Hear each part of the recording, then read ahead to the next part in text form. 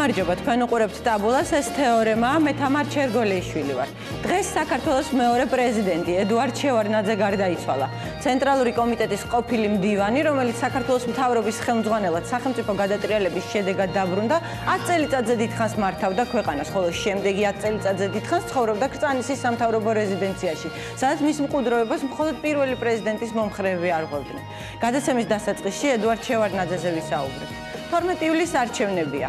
ივანიშვილის სასურველი კანდიდატის თბილისის მერად არჩევისთვის საქართველოს ხელისუფლებამ თბილისის ორი ყოფილი მერის დაკავება ჩათვალა საჭიროდ. იმ მოვლენებმა, რაც თბილისის აეროპორტში, ხოლო შემდეგ თბილისის საქალაქო სასამართლოსა და მის მიმდებარე ტერიტორიაზე განვითარდა, შესაძლოა ევროკავშირთან სავიზო რეჟიმის ლიბერალიზაცია და ასოცირების შეთანხმებასთან დაკავშირებული სხვა სიკეთეების მიღება გაგვირთულოს. თქვენ იცით ოპოზიციის ლიდერების დაკავებასთან დაკავშირებით ჩვენი შეშფოთების შესახებ. ჩემი მტკიცე რეკომენდაცია, რომ ხელისუფლებამ წაიკითხოს ჩვენი განცხადებები. ისინი ზრდილობიანი ფორმითაა მიწოდებული და არანაირ მოთხოვნას არ შეიცავს, რადგან საქართველოს სუვერენული სახელმწიფოა. თუმცა ეს განცხადებები ასახავს ევროკავშირის ინსტიტუტებსა და წევრ სახელმწიფოებში არსებულ განწყობას. თუ ხელისუფლება მეტ ყურადღებას დაუთმობს მათ, შესაძლოა თავიდან აიცილოს არასასიამოვნო სიურპრიზები, ამბობს ევროკავშირის ელჩი საქართველოში ფილიპ დიმიტროვი. იგი უგულავას დაჭერა წინააღმდეგობაში მოდის კანონის უზენაესობის პატივისცემის ვალდებულებასთან. წერს შვედეთის საგარეო საქმეთა მინისტრი კარლ ბილდი. უგულავას დაპატიმრება სერიოზული საკითხია საქართველოსთვის და შეერთებული შტატები მას განსაკუთრებულ ყურადღებას ანიჭებს. ვიცით, რომ გადაწყვეტილება გასაჩივრდება. ჩვენ ყურადღებით დავაკვირდებით პატიმრობის აპელაციას. ამერიკის შეშფოთებას აძლიერებს ის გარემოება, რომ საქართველოში არჩევნები მიმდინარეობს და დაპატიმრება 12 ივლისს დანიშნული მეორე ტურის წინ მოხდა. ამბობს ამერიკის შეერთებული შტატების ელჩი საქართველოში რიჩარდ ნორლანდი.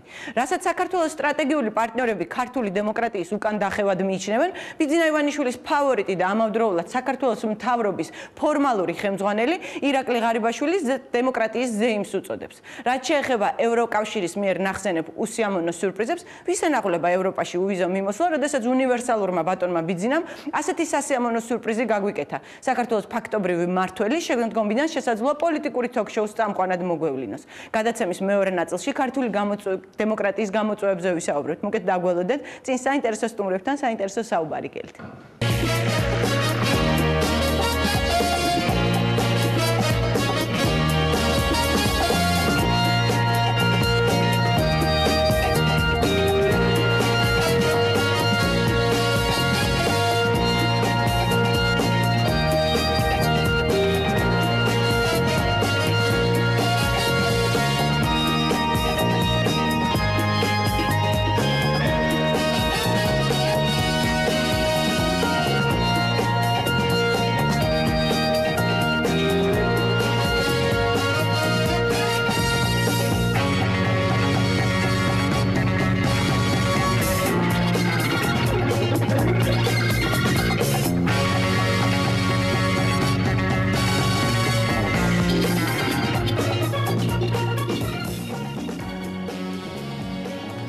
კიდევ ერთხელ მოგესალმებით, დიდ მადლობას გიხდით, რომ გვიყურებთ. თეორემას დასაწყისში ვისაუბრებთ აც გარდაცვლილ ედუარდ შევარდნაძეზე. ტაბულას სახელით მსურს სამძიმარი გამოუცხადო მის ოჯახს, ხოლო გადაცემის მეორე ნაწილში ვისაუბრებთ საქართველოს ქართული დემოკრატიის წინაშე მდგარ გამოწვევებზე. მოგეხსენებათ, ბოლო პერიოდში საქართველოში განვითარებულმა მოვლენებმა არჩევნების მეორე ტურამდე ჩვენი სტრატეგიული პარტნიორების ყურადღებაც მიიპყრო და საზოგადოებაში ერთგვარი ნებათა ღელვა გამოიწვია. წარმოგიდგენთ ჩემს სტუმრებს, ირაკლი მარგველაშვილი, იურისტი, პოლიტიკის ანალიტიკოსი, ქალბატონი თამარ ჩხეიძე, ილია ჭავჭავაძის საზოგადოების გამგეობის წევრი, ბატონი კოტე გაბაშვილი, საქართველოს ყოფილი ელჩი იტალიაში და ქალაქ თბილისის ყოფილი მერი, ხულიგნობისთვის გასამართლებული, წვრილმანების გასამართლებული. და ბატონი გიანოდია, პოლიტოლოგი, დიდი მადლობა ჩემთან სტუმრობისთვის. აც გასამართლებელი, მომავალში გასამართლებელი. ნოდია, კი, ცხადია, მომავალში არც ერთი არა ვარ დაზღვეული გასამართლებისგან, თუ შეიძლება ამას გასამართლება ეწოდოს. კი ბატონო, გარდაიცვალა ბატონი ედუარდ შევარდნაძე, საქართველოს მეორე პრეზიდენტი, სხვა შორის სულ მინდა ვიკითხო. მეორე პრეზიდენტია ედუარდ შევარდნაძე თუ მესამე? ნოე ჟორდანიას ვიკამათით სანამ ტექსტს. ის იყო თავრობის თავმჯდომარე და რა კი ფრანგულად თავმჯდომარე არის პრეზიდენტი. ამიტომ ნუ რაღაც პირველი თავრობის თავმჯდომარე იყო ნოე რამიშვილი. ნოე რამიშვილი. და 24 ივნისს მოხდა გადატრიალება. ანუ გამოდის რომ მეორე პრეზიდენტს თუ მაშინაც გადატრიალება. თავრობის პრეზიდენტი იყო, ასე პირდაპირ პრეზიდენტი. ისე პირდაპირ წესით არჩეული არის. პრეზიდენტი ალბათ მაინც მეორე იყო მაინც. როგორც მიღებულია ისე ვთქვა. როგორც მიღებულია ისე ვთქვა, თუ შეიძლება ვნახოთ სიუჟეტი შევარდნაძესთან, ედუარდ შევარდნაძის განვლილ ცხოვრება შევეცადეთ მიმოგვეხილა და შემდეგ ვიმსჯელოთ მის როლზე საქართველოს историяში. Თუ შეიძლება. Диктатура, заявляю со всей ответственностью. Никто не знает, какая это будет диктатура и кто придет. Что за диктатор и какие будут порядки. Я хочу сделать следующее заявление. Я ухожу в отставку. Пусть это будет, не реагируйте и не ругайте меня. Пусть это будет моим вкладом, если хотите, протестом моим против наступления диктатуры. Я не могу примириться с теми событиями, которые происходят в нашей стране и с теми испытаниями, которые ждут наш народ. Я все же верю, диктатура не пройдет, что будущее за демократией и за свободой. Спасибо большое. ედუარდ შევარდნაძე 1928 წელს გურიის სოფელ მამაჩი დაიბადა. მისი პოლიტიკური კარიერა 1957 წელს საბჭოთა კავშირის კომუნისტურ პარტიაში დაიწყო. 1965 წლიდან საქართველოს სსრ შინაგან საქმეთა მინისტრი იყო. ამ დროს მან ფართო კამპანია დაიწყო ჩრდილოვანი ეკონომიკისა და კორუფციის წინააღმდეგ. მისი უშუალო მითითებით დააკავეს იმ დროის საბჭოთა ნომენკლატურის მრავალი თანამდებობის პირი. ამ პერიოდში მის უშუალო მფარველად საბჭოთა კავშირის შინაგან საქმეთა მინისტრს შოლოკოვს მიიჩნევდნენ. 1970 წლიდან მან ბრძოლა ცეკას პირველი მდივნობისთვის დაიწყო. ეს თანამდებობა მაშინ ვასილ მჟავანაძეს ეკავა, რომელიც მემკვიდრედ როინ მეტრეველს ამზადებდა. 1972 წელს შევარდნაძემ მეტრეველის მოშორება მოახერხა და საქართველოს კომპარტიის ცეკას პირველი მდივანი გახდა. გაუმარჯოს საქართველოს ახალგაზრდობას, ჭაბუკებსა და გალიშვილებს, საქართველოს სიჭაბუკეს, ჩვენს სილამაძეს, ჩვენს იმედსა და მომავალს. მის სახელთან დაკავშირებულია ხშირად ურთიერთგამომრიცხავი ქმედებები და გადაწყვეტილებები. როგორც 1978 წელს ქართული ენისთვის სახელმწიფო ენის სტატუსის შენარჩუნება, ასევე მაშინდელი ქართველი დისიდენტების ზვიად გამსახურდიასა და მერაბ კოსტავას დევნა. თენგიზ აბულაძესთან თანამშრომლობა ფილმ მონანიების შესაქმნელად და ეგრეთ წოდებული თვითმფრინავის ბიჭების საქმე. სპექტაკლ ყვარყვარე თუთაბერის ოფიციალური დაგმობა და არაოფიციალური მოწონება.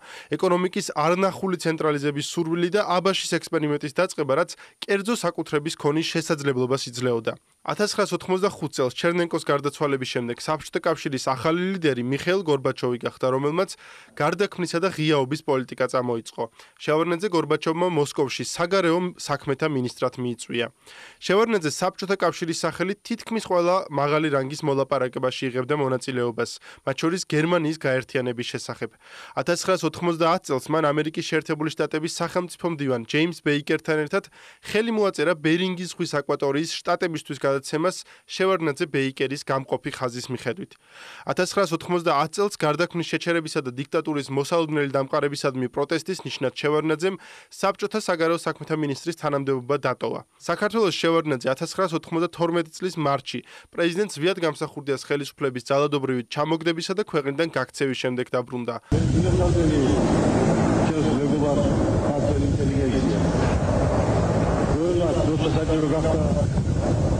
იარაღი ავტომატურად დაიჭირა ხელს ისე ზოგადად საქართველოს ასოციაციის პარლამენტი ადრე გამოფხიზდა თავისი ხალხი.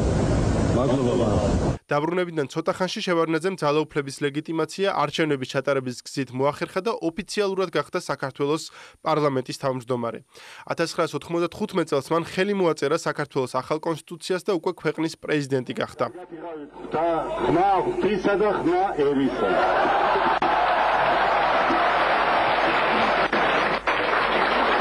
მისი პრეზიდენტობის პერიოდთანაა დაკავშირებული როგორც ქვეყნის DST-ში შესვლა, ასევე ნატოში გაწევრიანების სურვილის ოფიციალური გაცხადება. როგორც დემოკრატიზაციისთვის მნიშვნელოვანი საკანონმდებლო ცვლილებების განხორციელება, ასევე აღმასრულებელ ხელისუფლებაში კომუნისტურის ნომენკლატურის დაბრუნება. როგორც ძალაუფლების ცენტრალიზებისკენ გადადგმული ნაბიჯები, ასევე აჭარაში ასლან აბაშიძის გაძლიერება. როგორც ახალგაზრდა რეფორმატორებისთვის ხელის შეწყობა, ასევე მათ წინააღმდეგ ბრძოლაც. შევარდნაძის სახელს უკავშირდება ბაქო-თბილისი-ჯეიჰანისა და ბაქო-თბილისი-ერზრუმის მილსადენების საქართველოს ტერიტორიაზე გაყვანა. ასევე 1999 წლის სტამბოლის ისტორიული შეთანხმება საქართველოს ტერიტორიიდან რუსული ბაზების გაყვანის შესახებ. პრეზიდენტ შევარდნაძეს სამჯერ მოუწყვეს ტერაქტი. 1992 წელს რუსმა სამხედროებმა აფხაზეთში, 1995 წელს საქართველოს რესპუბლიკის პარლამენტის იმდროინდელი შენობის იმელის ეზოში და 1998 წლის 9 თებერვალს რეზიდენციისკენ მიმავალ გზაზე. ისინი არიან არაკაცები და ეს არის მაგათი ბოლო მცდელობა. 2002 წელს შევარდნაძის პარტიამ ადგილობრივი თვითმმართველობის არჩევნები წააგო. იმავე წლის სექტემბერში კი შევარდნაძემ განაცხადა, რომ 2005 წელს საპრეზიდენტო ვადის დასრულების შემდეგ პენსიაზე გავიდოდა. უკვე ასაკში შესული შევარდნაძის ამ განცხადებამ მის გუნდში ბრძოლას შევარდნაძის მემკვიდრეობისთვის ახალი ბიძგი მისცა. 2003 წლის 2 ნოემბრის საპარლამენტო არჩევნების გაყალბების შემდეგ თბილისში მასობრივი გამოსვლები დაიწყო. შევარდნაძემ საგანგებო მდგომარეობა გამოაცხადა, თუმცა ჯარის გამოყენებაზე უარი თქვა. საქართველოს მეორე პრეზიდენტი 23 ნოემბერს გადადგა თანამდებობიდან. სახში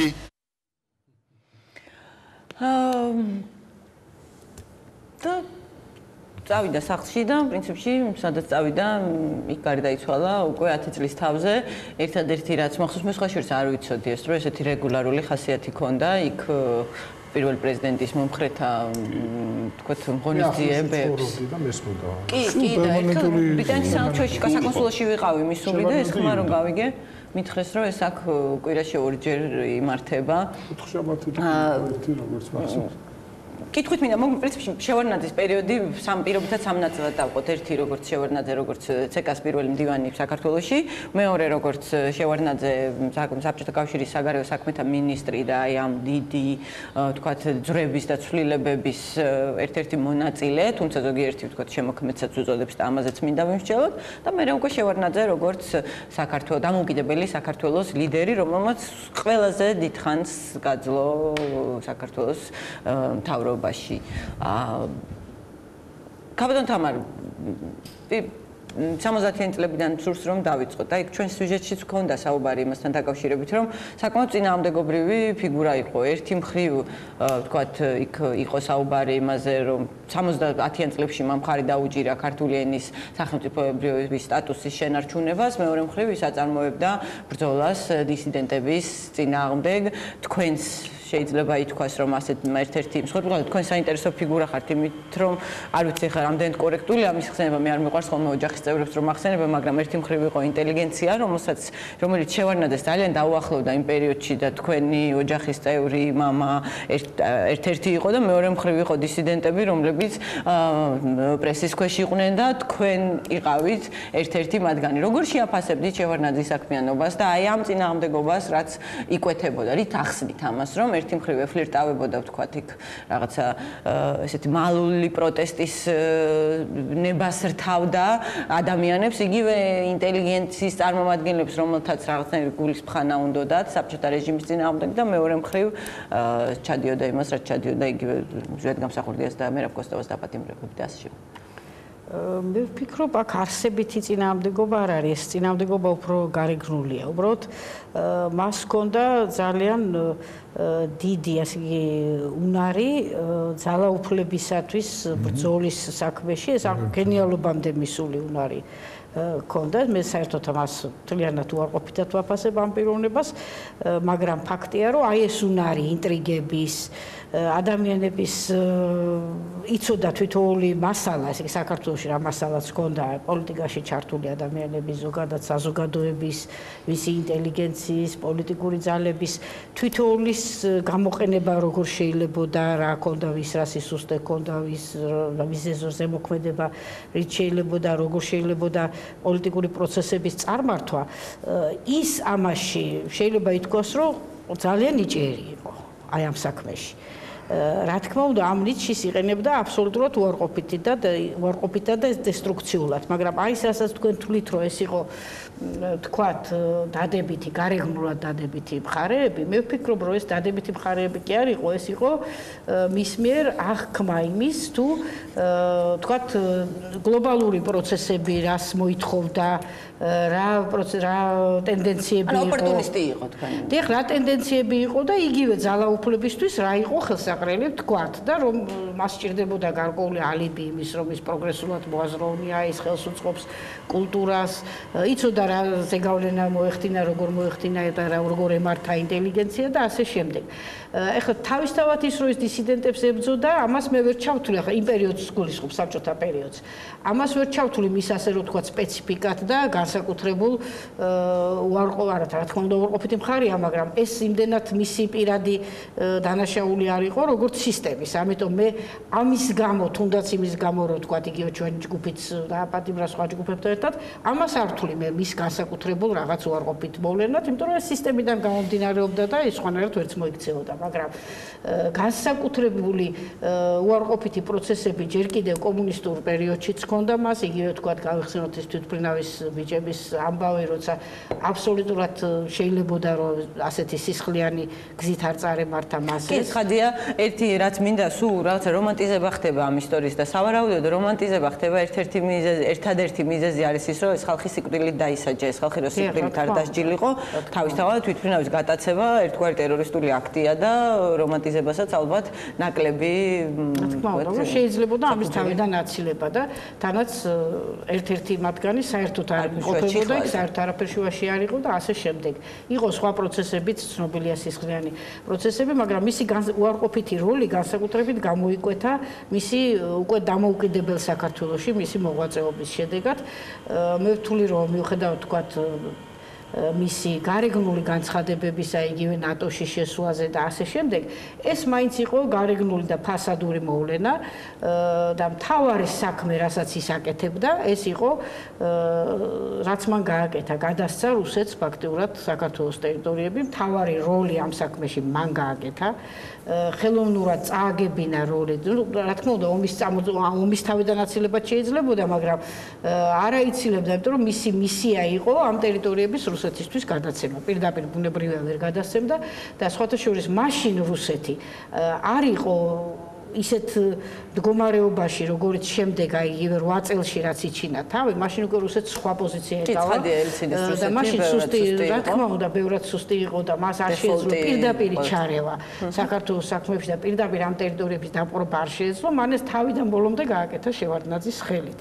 ომი საქართველოს მაშინ არ წაუგია არც სეპარატისტულ ჯგუფებთან და არც რუსეთთან შეიძლება ითქვას, იმიტომ რომ იქ რუსეთის მოგერიებად წარმატებით ხდებოდა, იმიტომ რომ ეს არაპირდაპირი და არასრული ჩარევა იყო, წარმატებით ხდებოდა, წააგო უშუალოდ შევარდნაძესთან, იმიტომ რომ ხელისუფლება იბრძოდა საკუთარი ქვეყნის წინააღმდეგ. აქედან გამომდინარე, მე პირადად მიუხედავად იმისა, რომ თქვა გარდაცვლილზე ამბობენ, რომ ან არაფერი არ უნდა თქვა, მაგრამ რასაც რა თქმა უნდა ამას ვერ გამოვიყენებთ ამ ჩვენ გადაცემაში, სრულიად შვიდად ასე რომ ვთქვა და სრულიად ცივი გონებით მე მას ვაფასებ როგორც ძალიან ცუდი როლის შემსრულებას. იგივე 9 აპრილის ამბებში, რომ მე ზოგადად ვთვლი, რომ რუსეთი მისი ხელით მართავდა აქ ძალიან ცუდ პროცესებს, იმიტომ რომ მართალია რუსეთი იღებდა გადაწყვეტილებას და კრემლი იღებდა გადაწყვეტილებას, მაგრამ ამ საკითხებში ისინი სრულიად სამართლიანად ექსპერტად თვლიდნენ შევარდნაძეს და ის ძალიან ცუდ როლს ასრულებდა საქართველოში მიმდინარე პოლიტიკური პროცესების მართვაში. კი ბატონო, რადგან გადმოვედით, ბოლოს მიმოვიხილოთ მისი როლი, ვთქვათ რაღაცა გლობალურ, ვთქვათ, სოფლიოში და საქართველოს დავამთავროთ ჯერ. ბატონ გია, თუ ვთქვათ, პრინციპში საქართველოს ისტორიას რაღაც შეგვიძლია დამოუკიდებელი საქართველოს ისტორიას მასლოუს ცნობილი მოთხოვნილებათა პირამიდის ჭრილში შევხედოთ. ანუ, როდესაც ქართველებს უნდათ დამოუკიდებლობა, მათ აირჩიეს ის პრეზიდენტი, ვინც მათ რეალურად უზრუნველყო და ასოცირებული იყო საქართველოს დამოუკიდებლობისთვის ბრძოლასთან, ზვიად გამსახურდია. შემდეგ ზვიად გამსახურდიამ ვერ მოახერხა გარკვეულწილად რაღაცა ამ ერთიანი ნაციონალური იდეის გარშემო, ვთქვათ, ერის გაერთიანება, დაიწყო ვთქვათ ეს ეთნიკური, მოგეთ, რაც მოხდა, ზვიად გამსახურდია არ არის ამ საუბრის თემა, ამაზე შეიძლება სხვა. და შემდეგ იყო შევარდნაძე. დაწყის პერიოდში პრინციპში შევარდნაძემ შეძლო ის, რაც ესეთი მცირე და დაკმაყოფილება გარკვეული ინტერეს ჯგუფების ინტერესების გარკვეულწილად შეძლო. ის მოვიდა მხედრიონის დახმარებით და შემდეგ შეძლო მხედრიონის განადგურება, აი ესე აი ამ ინტრიგებით და რაც ქალბატონმა თამარმა ახსენა. შესაბამისად, საქართველოში მეტანაკლებმა სიმშვიდემ დაისადგურა, რაც ყველაზე დიდი პრობლემა იყო და დაიწყო პრივატიზაციის პროცესი, რასაც აი გამსახურდია ესე გაშმაგებით ეწინააღმდეგებოდა, ვთქვათ, იქ ადამიანი რაღაცა ბატონო კი ბატონო და ადამიანებმა ზოგმა მიიღო, ზოგმა მოიპარა ეს კერძო საკუთრება, რაღაცნაირი წესრიგი დამყარდა, რომელიც აი ეს შევარდნაძის ცნობილი სტაბილურობის სახელითაა, მაგრამ ბუნებრივი ადამიანების მოთხოვნილებები იზრდება, როდესაც ვთქვათ, ერთ მოთხოვნილებას იკმაყოფილებს, მეორე ჩდება და ფაქტია, შევედით სტაგნაციაში, როდესაც ვთქვათ, აი კორუფციას ვერ მიხედა. როგორ შეაფასებდით საქართველოს შევარდნაძეს, როგორც ვთქვათ, დამოუკიდებელი საქართველოს ლიდერს და აი ქალბატონ თამარსაც რაც ვკითხე. თუ ერთი მხრივ შედის SNG-ში, მეორე მხრივ იძახის, რომ რუსული ბაზები უნდა გავიდეს, ვთქვათ 99 წელს ამერიკელების დახმარებით ცხადია, მაგრამ იწყება, ვთქვათ, იგივე წვრთნისა და აღჭურვილის პროგრამა 11 სექტემბრის შემდეგ, როცა ალ-ყაიდა და ტერორიზმის საფრთხე გახდა, ვთქვათ, ამერიკისთვის სხვა განზომილება შეიძინა. იძახის, რომ ვთქვათ, ნატოში შესვლა მინდა, ევროსაბჭოში პრინციპში მთელი პოსტსაბჭოთა სივრცეა თითქმის გაწევრიანებული, ასე რომ როგორ ახსნით მას? ხო, მე არ ვიზიარებ ასე ვთქვათ, ასე ცალსახად უარყოფით დამოკიდებულებას, ცხადია ის იყო ძალაუფლებაზე შეყვარებული ადამიანი, რომელიც ყველანაირ მაკიაველისტურ ხერხებს, ასე ვთქვათ, შვენივრად იყენებდა, მაგრამ ეს ასე ვთქვათ, თავისთავად არ აქცევს მას მიუღებელ პერსონაჟად ისტორიული გადასახედიდან, თავარია მან რას მიაღწია და ვერ მიაღწია. იმ პერიოდთან შედარებით, როცა ის მოვიდა, როდესაც ფაქტურად ქართული სახელმწიფო ქაღალდზე არსებობდა, ასე ვთქვათ, ეს სახელმწიფოს კოლაფსის ვითარება იყო და ყველა რაღაც უბანს თავისი პატარა მიკრომთავრობა ჰქონდა, მან მართლაც უაღრესად ასეთი მიმეორებ მაკიაველისტური ინტრიგებით თუ რაღაც ურთიერთდაჯახებით თავის მოწინააღმდეგეებისა რაღაცას დაამსგავსა ქვეყანა, რა თქმა უნდა, გარკვეული ტერიტორიული დანაკარგების ხარჯზე, მაგრამ მე პირადად მას ამ დანაკარგებს არ დავაბრალებდი. ყოველ შემთხვევაში მან ფაქტობრივად არაფრიდან შექმნა რაღაცნაირი ქართული სახელმწიფო, სუსტი, კორუმპირებული, კორუფციაზე აგებული, პრაქტიკულად ეს კორუფცია მისი გადასახედიდან თუ ამ სისტემის ნაკლი კი არ იყო, საფუძველი იყო, ასე ვთქვათ, კორუფციაზე აგებული წესრიგი იყო ერთგვარი, მაგრამ რაღაცნაირი წესრიგი იყო, ხო, რაღაცნაირი ასე ვთქვათ, უსაფრთხოების რაღაც დონე იყო, ეკონომიკური განვითარების რაღაც დონე იყო რაღაც პერიოდში, მაგრამ შევარდნაძის ძირითადი პრობლემა მე მგონი და ისიც მნიშვნელოვანია, ასე ვთქვათ, რომ მან ეს არ არის მხოლოდ გარეგნული, ხო ეს არის რაღაც ოფიციალურად განაცხადა კურსი ნატოზე, დასავლეთში ინტეგრაციაზე, თანდათან თავიდან როგორც ჩანს, მაინც რუსეთისკენ იხედებოდა რეალურად, მაგრამ რაღაც ეტაპზე დაინახა, რომ ეს არაპერსპექტიულია და გადავიდა რეალურად, ესე იგი დასავლურ ორიენტაციაზე. და ისიც რომ აი ეს ასე ვთქვათ, ეგრეთ წოდებული ახალგაზრდა რეფორმატორები მათ მისცა, ასე ვთქვათ, გასაქანი, პოლიტიკური გასაქანი, შემდეგ კი ინანა ამის გამო ცხადია, მაგრამ ფაქტი, ასე ვთქვათ, ფაქტი არის ის, რაც არის, ხო, ასე ვთქვათ, ეს მისი გარკვეულ გონება გახსნილობას. კი, თუმცა იქაც რომ ასეთი ადამიანების ერთი მხრივ იყო, ვთქვათ, მიხეილ სააკაშვილი, რომელიც ცდილობდა აი ამ რაღაცა სასამართლო რეფორმის გატარებას, დაითხოვეს მოსამართლეები, ახლიდან აიყვანეს, მეორე მხრივ ხელს უწყობდა მინდია უგრეხელიძეს, რომელიც თანმიმდევრული კი არ იყო, მაგრამ ამათაც მის თქვა დაუშვათ სომხეთში ასეთი ჯგუფი არ ყოფილა სიტყვაზე. კი. ხო, ან უკრაინაში, ასე ვთქვათ, არ გაუხარებიათ ასეთი. ამათ რაღაც ასპარეზი მისცა და საშუალება მისცა თავის გამოვლენის და რაღაც საფუძველი.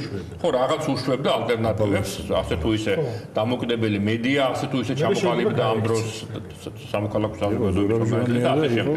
მაგრამ ფუნდამენტური პრობლემა მისი იყო ის, რომ მას მაინც ასწამდა ასე ვთქვათ, ნამდვილი ქართული სახელმწიფოს შესაძლებლობის. ის მაინც თვლიდა, რომ ქართული სახელმწიფო ვიღაცას უნდა, ვიღაც პატრონი უნდა ყავდეს, ასე ვთქვათ. ნუ ჯერ ეგონა და გულწრფელად ეგონა, ჩემი აზრით, რომ 90-იანი დასაწყისში რაღაც რუსეთი უპატრონებდა ისევ საბოლოო ჯამში და SNG-ში შესვლის პერიოდი და ასე შემდეგ, მაგრამ ნუ მერე მაინც გადაიხარა ითითკენ, რომ რაღაც აი დასავლეთი ნავთობსადენი რაღაც ამის გარშემო მოხდებოდა რაღაც აი ამ გარე პატრონი რაღაც დონის საქართველოს სახელმწიფოებრიობას უზრუნველყოფდა. შესაძლოა ის, რომ ის ახალგაზრდობაში, თავის კომუნისტურ ახალგაზრდობაში რომ მოვიდა რაღაც ანტიკორუფციული პროგრამით, ახალგაზრდა რეფორმატორი იყო ესეც კომუნისტური სისტემის შიგნით, ერთგვარად, ხო? ალბათ გულწრფელად შეიძლება ეგონა, არ ვიცი, ძლიერი ამის შეფასება, რომ რაღაც შეიძლება იქ მართლა კორუფციასთან ბრძოლა და სრულიად რომ ჩაფლავდა, ასე ვთქვათ, მისი კორუფციასთან ბრძოლის კამპანია და შეუძლებელი იყო იქ წარმატებისთვის მიაღწია, რაღაცნაირად ხელი ჩაიქნია, რომ საქართველოს ნუ ეგეთ ქვეყანაა, ქართველები ეგეთ ხალხია და სხვანაირი ის ვერ იქნება. შეუძლებელია საქართველოში სხვანაირად შეუძლებელია იყოს რაღაც მართლაც, ასე ვთქვათ, სახელმწიფოებრივი წესრიგი, შეიძლება მხოლოდ აი ეს რაღაც ინტრიგები, ბალანსი და ურთიერთგაწონასწორება, ურთიერთდაპირისპირება და აი ამის ეს უკვე ვეღარ გადალახა. ამიტომ სადღაც 98 წლის შემდეგ დაახლოებით, ნუ სულ დეგრადაცია იწყება ფაქტიურად გადაგვარება სახელმწიფო. კი ბატონო, ბატონ ირაკლისთან მექნება შემდეგი შეკითხვა, მე ბატონ კოტეთი მინდა დავასრულო შევარდნაძეზე საუბარი და მის თქვათ როლზე ვისაუბრო საბჭოთა კავშირის დანგრევაში, მაგრამ მანამდე აი ქალბატონ თამარის და ბატონ გიას მიერ დაწყებული ხაზი მინდა გავავრცელო შევარდნაძე და რუსეთთან დაკავშირებით. ერთი მხრივ ფაქტია, რომ შევარდნაძე არის რუსეთის საბჭოთა პროდუქტია და რუსეთის პროდუქტია, ეს ერთ ფაქტია, მაგრამ მეორე მხრივ ხა ისიც ვიცით, რომ იგივე ის ტერაქტები, რაც მოუწყვეს, რუსებმა მოუწყვეს, ხო? აი საინტერესო წერილია, როდესაც ვთქვათ, აი სოხუმის დაცემის წინადღეებში, როდესაც შევარდნაძემ მიმართა საერთაშორისო საზოგადოებრიობას და იქაც მნიშვნელოვანი პასაჟია ის ელცინს მიმართავს და იმას ვიღაც სამხედროებს აბრალებს, ვთქვათ, აი საქართველოს წინააღმდეგ მოქმედებას. ახლა როცა ანტიხალხური ძალების მოქმედება თვით საქართველოშიც ერთნაკადად შეიკრა. სოჭის ხელშეკრულების, როგორც გუდაუთაში ამბობენ, სპონტანური ძირის გამოთხრა, რუსეთის ზოგიერთი უმაღლესი ჩინის სამხედროთა მოქმედება და რუსეთის პარლამენტის პოლიტიკა ჩვენ გვაძლევთ უფლებას ვამტკიცოთ, რომ კარგად კოორდინირებულ და სინქრონიზებულ ერთობლივ შემოტევასთან გვაქვს საქმე. მე მინდა მსოფლიომ შეიგნოს, აფხაზეთი იმპერიის სისხლიანი რევანშის საბრძოლო ველია. ნუ იქ უკვე მე რამდენად ვენდეთ რა რუსეთის სამშვიდობო მისიას, მის როგორც გარანტისა და შუამავლის როლს, დავდეთ 1993 წლის 27 ივლისის შეთანხმება და პასუხად კვლავ ღალატი მივიღეთ. გამოვტოვებ აქ ცოტას. მე კვლავ მიმართავ ბორის ნიკოლოზის ძე ელცინს, გაეროს უშიშროების საბჭოსა და ბატონ ბუტროს გალის. მთელ პროგრესულ დემოკრატიულ რუსეთს. მთელ მსოფლიო გაერთიანებას მოწოდებით, ნუ დაუშვებთ საზარელ დანაშაულს, შეაჩერეთ პატარა ქვეყნის დასჯა. იხსენით ჩემი ხალხი იმპერიული რეაქციის კოცონზე დაწვისაგან. მსოფლიოს უფლება არ აქვს შეურიგდეს ერთ-ერთი უძველესი ხალხის დიდი კულტურის შემოქმედისა და მაღალი სულიერი ტრადიციების ქვეყნის მოსპობას. სად ვართ? ერთი მხრივ ძალოვან უწყებებში ვარდიკო ნადიბაიძე, იქ რაღაცა იგორ გიორგი, თავისთავად ეს ხალხი ყველა ძალოვანი უწყების ხელმძღვანელი ინიშნებოდა რუსეთიდან. მე ძალიან კარგად მახსოვს ასეთი მომენტი, როდესაც იგორ გიორგაძე დაინიშნა, სულ რაღაც 1 საათით წინ დაინიშნა ავთანდილ იოსელიანი უშიშროების ministrად და 1 საათის შემდეგ უკვე ეს გადაწყვეტილება შეიცვალა იმ დონეზე, რომ საინფორმაციო საშუალებებმა ამცნო საზოგადოებას, რომ უშიშროების ministri იყო ავთანდილ იოსელიანი. დიახ. ამის შემდეგ მე ძალიან კარგად მახსოვს 27 ივლისის სოჩის გადაწყვეტილებაზე შევარდნაძის პირადი პასუხისმგებლობა, როდესაც მაშინდელი პარლამენტი იყო სასტიკი წინააღმდეგი ამ ხელშეკრულების, რომ იარაღი გამოეტანათ რუსეთს და მით უმეტეს, როდესაც გაგრის დაცემის დროს და ასევე მარტის შეთანხმება, როდესაც იყო ცეცხლის შეწყვეტის ტამიშთა ბრძოლები, რასაც ჰქვიოდა, ეს ძალიან სერიოზული შეტაკებები, რომელიც მარტში მარტში. ივლისის ბოლო თამიშის გარღვევა იყო სწორედ აი ბოლო შედარების საფუძველი. ესე იგი ქართულმა ძალებმა შეძლეს უსარმაზარი ესე იგი შედარების ბრძოლის დამთავრების დღე 9 ივლისს. ამიტომ ესე იგი შევარდნაძის პასუხისგებლობა მე ძალიან კარგად მახსოვს ალბათ ამის ფირიც არსებობს რომ თუ სოხუმი დაეცემა მე თანამდებობიდან წავალ. ეს იყო მისი სიტყვები, ეს იყო პარლამენტის სასტიკე რეაქცია და მან თავის თავზე აიღო ამაზე პასუხისგებლობა. ეს ადამიანები იღებენ თავის თავზე პასუხისგებლობას, მათ ეს პასუხისგებლობა უმძიმთ და ეს მონომახის ხუთს როდესაც ირგებენ, ის უნდა ზიდონ. შევარდნაძემ ეს ვერ ზიდა, ვერ ზიდა რატო? იმიტომ ვერ ზიდა, რომ ჩვენ საქართველოში 2008 წელს რაც მივიღეთ ეს იყო იმ იურისპრუდენციის შედეგი, რა იურისპრუდენცია შევარდნაძემ საქართველოს შემდეგ ხელისუფლებას და თაობას დაუტოვა. ეს იყო დაგომისის ხელშეკრულება, რომლითაც სამჯერ მეტი ესე იგი სამშვიდობო ძალები 500 ესე იგი ქართველი სამშვიდობო ძალების წინააღმდეგ დატოვა ცხინვალის რეგიონში, ხოლო შემდეგ კიდე პრაქტიკულად ოკუპანტი ქვეყანა გახადა სამშვიდობო კი, მაგრამ რა გზა ქონდა? არა, გეტყვით ახლა. გზა არის ერთი, როდესაც ქვეყანას მიიყვან იმ მდგომარეობაში რომ უკვე შენ გზა აღარა გაქვს, ეს უკვე ნიშნავს იმას, რომ შენ გაიარე ის გზა, რომელიც არ უნდა გაგებრუნო.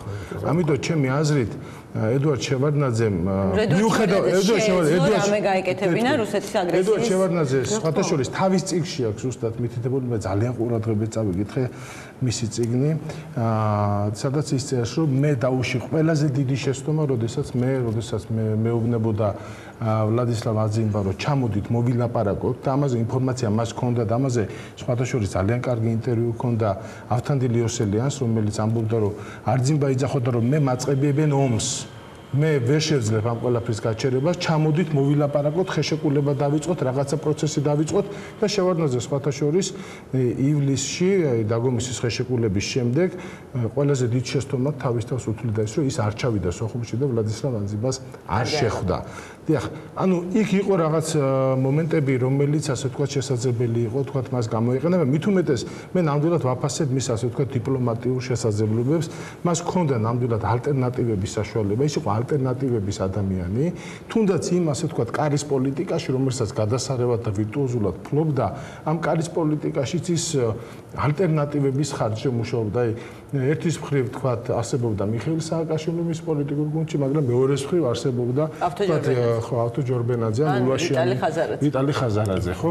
ამიტომ ესე იგი შევარდნაძე ამ ალტერნატივების ადამიანი იყო. ამიტომ მისი ასე ვთქვათ პოლიტიკა, რა თქმა უნდა, მე დადებითად შევაფასებ, ის ისტორიული პიროვნება, ჩვენ ვერ ვიტყვით მასზე, რომ ედუარდ შევარდნაძეზე ვერ ვილაპარაკებთ ვერტყავს, ვერც უც, იმიტომ რომ ის ეხება საქართველოს ისტორიას.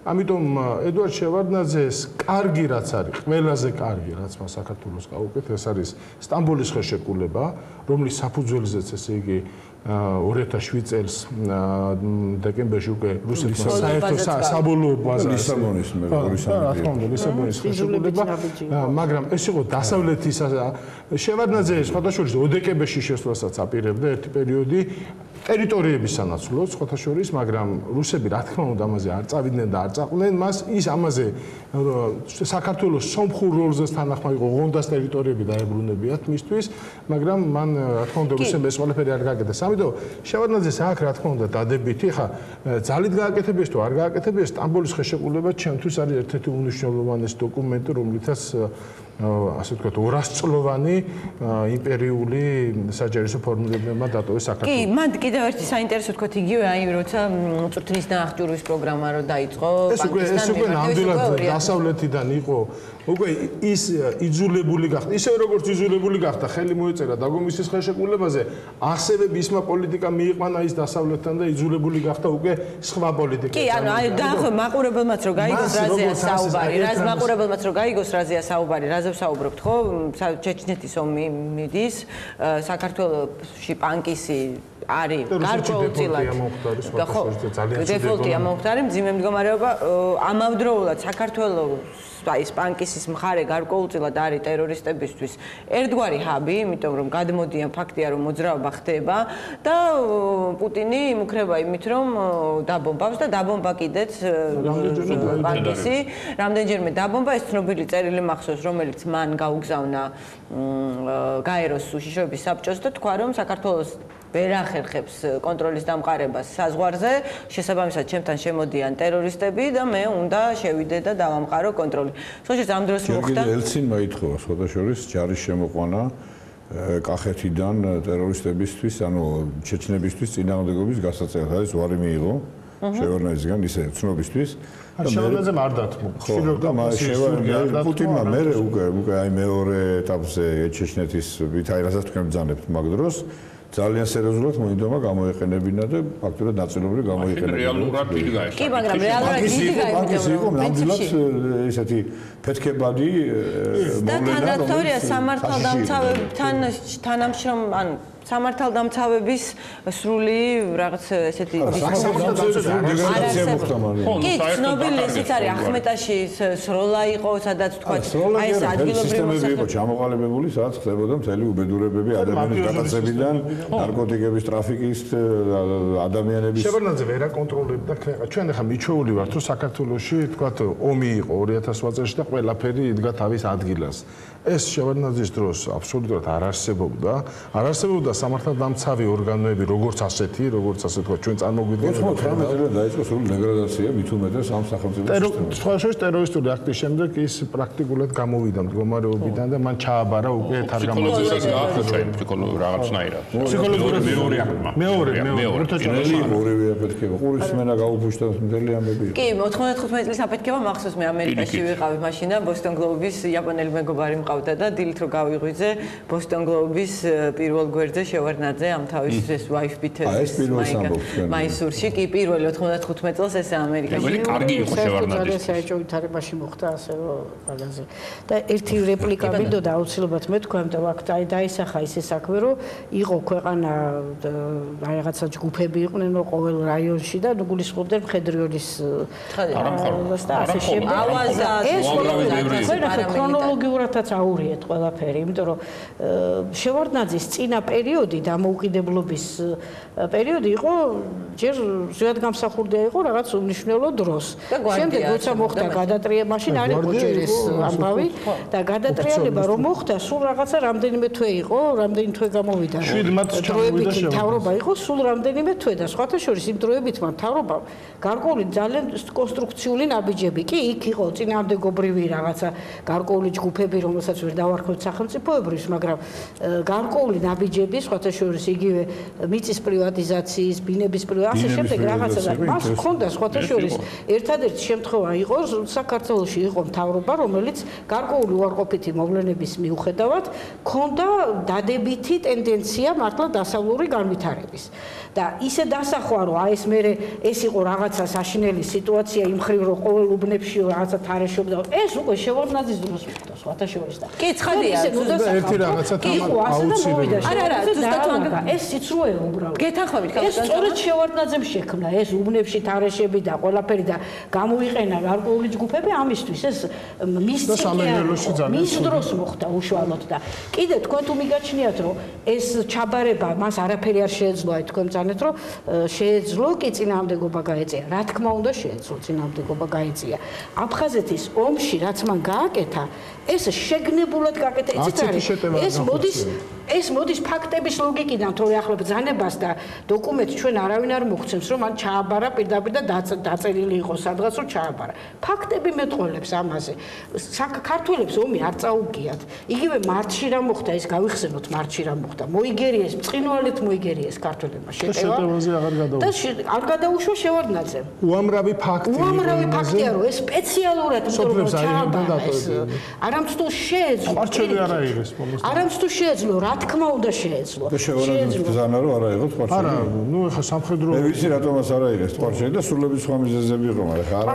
არ ვიცი მაგრამ ყველა ფაქტი რომ იმაზე მეტყველებს რომ მან შეგნებულად არ მოაგებია ქართველებს ეს ომი ეს არის ფაქტი მე ეხა ჯობს რომ და მივამთავროთ ეს თემა კი ბატონო გადავიდეთ მე არ დავამთავრებ ამ თემას მე უბრალოდ მინდა თქვა რომ საერთოდ ასე დროს ამ რანგის ამდენი ხნის განმავლობაში მყოფ ხელისუფლებაში მყოფ ადამიანს ბუნებრივი აქვს უამრავი მინუსი, უამრავი პლუსი, სხვანაირად ეს არ არის და ამის გარჩევა ალბათ აჯობებს მე როცა რაღაც გარკვეული დრო გავა და ემოციები დაიკლებს, იმიტომ რომ საქართველოს ჯერ არ არის იმ მოდი ასე ვთქვათ ისტორიკოსისთვის აუცილებელ სტანდარტში, როცა შეიძლება რამე ობიექტურად შეფასდეს. ეს ფაქტები ბევრი არ არის და ამ ფაქტების ქვედა დინებები ზუსტად ცნობილი. ძალიან ბევრი რამე არის ემოციურად შეფასებული და ძნელი დრო იყო საერთოდ საქართველოსთვის. რასაკვირველია შევარნაძის ერთ-ერთი იყო ყველაზე მძიმე რამ ალბათ ცხოვრებაში რაც იყო, როცა ჩვენ ვამბობთ რომ ის კომუნისტურ პერიოდში და თქვა ალბათმა თამარმა სწორედ ეს იყო ხელმძღვანელი საქართველოსი, ნუ დავიწყებთ რომ ის იყო ბოლოს და ბოლოს ერთი ვასალი. იმ სისტემაში რომელიც ის იყო და ვასალის ფსიქოლოგია მართო ქვეყანა და მე ის იმავე კაცის ფსიქოლოგია მართო ქვეყანა, როცა რეალური ვასალი არ ახარ, მაგრამ ვითარებები ძალიან რთულია. საკმაოდ არეულ სურათს მოიტანს. ამიტომ ავიცი ხა ბევრი რამ ალბათ ისე იყო როგორც ჩემი მეგობრები და კოლეგები და საერთოდ მოქალაქეები ამობენ, ბევრი რამე ცოტა სხვანაირად იყო. ერთი კაცის ბრალი არ იყო, არჩევანის ბრალი არ იყო, მხოლოდ აფხაზეთის ტრაგედია, ბევრი ფაქტორი მუშაობდა ძალიან. რაღაცები იყო უთუოდ როგორც გიამ თქვა კარგი, ძალიან ბევრი რამე იყო უთუოდ როგორც ქალბატონმა თავარმა თქვა ცუდი, ძალიან ბევრი რამე იყო პირობები ძალიან მძიმე როგორც თქვენ ბრძანეთ. ნუ თავარია რომ მაინც ალბათ ერთ-ერთი ყველაზე ცნობილი იდეა ისტორიის ფილოსოფიაში ის არის რომ რაც უნდა ყოფილიყო ის იყო. კი ბატონო, მაშინ უფრო კონკრეტულზე გადავიდეთ. შევარნაძეს როლი მსოფლიო ისტორიაში ეს პირველ რიგში ეხება საბჭოთა კავშირის დაანგრევას. მე მახსოვს, აი იგი გამიყვებოდა ერთხელ რომ ბერლინში იყო ჩასული და ბრანდენბურგენ თუერთან, აი ნახა საბჭოთა დროშით როგორ გამოდიოდა ვიღაც გერმანელი ტურისტი და ძალიან გაბრაზებულად და უკითხავს რატო დადიხარო ამ დროშით და როგორ გერმანიის გაერთიანება და გორბაჩოვი, შევარდნაძე, გერმანია გააერთიანა გორბაჩოვმა და შევარდნაძემ. ეხლა ჩემი მოსაზრება სრულად განსხვავდება ამისგან. მე ვთვლი რომ საბჭოთა კავშირი დაამარცხა რონალდ რეიგანმა, მარგარეტ ტეტჩერმა, ივანე პავლე მეორემ, იგივე ჰელმუტ კოლმა და პირველ რიგში სოლიდარობამ და აღმოსავლეთ ევროპაში მიმდინარე იმ მოძრაობამ, რომელსაც დასავლეთი რამდენად შესაძლებელი იყო ყველაზე მეტად უჭერდა მხარს, მაგრამ ფაქტია ბატონ კოტე რომ არც ტიანანმენი მოუწყვიათ, არც პრაღას 68 წელი მოუწყვიათ შევარდნაძეს და გორბაჩოვს, ანუ სწორად რა იყო ეს იყო რწმენიდან გამომდინარე რომ მათ არ გაუწიეს წინააღმდეგობა დინებებს და არ ჩახშეს ეს ყველაფერი სისხლში თუ ოპორტუნიზმი. ხო, რუსეთის იმპერიის მიერ დამოკიდებულება, როგორც თქვით, ნებისმიერ ვასალს ჰქონდა უარყოფითი. შევარნაძესაც და ყველა ნებისმიერ ცეკას პირველ დივანს კაცმარო თქოს რუსულ ბოლშევიკებს ვერ იტანდა ვერავინ. და მთელი აწყობილი იყო ყველაფერი ისინი მოეკონათ როგორმე რომ მიეცათ საშუალება ემუშაოთ თავის რესპუბლიკებში. ხოშის ახლა უყურებდი უზბეკეთის ამბებს და დაახლოებით ეგეთი რამე იყო, როგორ უზბეკეთი ხელმძღვანელი როგორც ცდილობს რომ შიგნით იქ დაალაგოს ვითარებების შექმნას ელიტები რომელსაც დაეყნობა და ეფერება რუსებს იმიტომ რომ დაანებონ თავი და იყოს თავის გემოზე თავის უზბეკეთში. ასე იყო ყველგან, ასე იყო აზერბაიჯანში, სომხეთში, ყველგან ასე იყო. მაგრამ ეხლა სიყვარულს რუსეთისას მე ვერ დავადასტურებ შევარნაძისგან. პირდაპირ მინდა გითხრათ რომ როდესაც შევარნაძე ჩამოვიდა რამდენიმე ხანში ამერიკელებმა როცა ნახეს როგორია ვითარება წაიყვანეს და მოუმზადეს დაცვის ძალიან დიდი რაზმი. ერთ-ერთი საუკეთესო პირადი დაცვა, იმიტომ რომ ძალიან დიდი იყო ხიფათი რომ რუსები მას ძალიან შავნაბადას თუ ეს მე არა დაცვის მისი დაცვისა იყო ეს შავნაბადას პირადი დაცვა რომ მომდეთ პირადი დაცვის ხალხი. და საკმაოდ ისეთი რა მნიშვნელოვანი ტარგეტი იყო ასე ვთქვათ, მისამიზნე იყო იმ პერიოდში, მაგრამ თვითონ მისი დამოკიდებულება ბუნებრივია რთული იყო, იმიტომ რომ მაინც მიჩვეული იყო რომ ეს რუსი ძალიან ძნელია, როგორც საჩანს მე ხა ვატყობ, ჩვენ სხვა თაობისანი ვარ და ის უფროსი თაობის ისენი მე ყველაზე არ ვამბობ, ისინი ვინც ჩართული იყვნენ ამ პარტიულ და უშუალოდ სახელმწიფოებრივ ბოლშევიკურ ცხოვრებაში, ბევრად უფრო მეტი შიში ცხოვრობდნენ რუსეთისა, ვიდრე შეიძლება ადამიანმა წარმოიდგინო. და ეს შიში გამჯდარი იყო შეიძლება ძალიან წვრილი საკითხების გადაწყვეტაშიც კი არა თუ გლობალურში. ამისგან ვერ იქნებოდა თავისუფალი ვერავინ, თუმცა უნდა ვთქვათ რომ წინააღმდეგობრივი იყო, ბუნებრივია, ისე როგორც ყველა ადამიანი, კაცი კაცის. რაც შეეხება საერთაშორისო ვითარებას, გერმანელებისთვის ეს არის დღემდე და იქნება ერთი ადამიანის დიდი როლი ითამაშა გერმანიის გაერთიანებაში.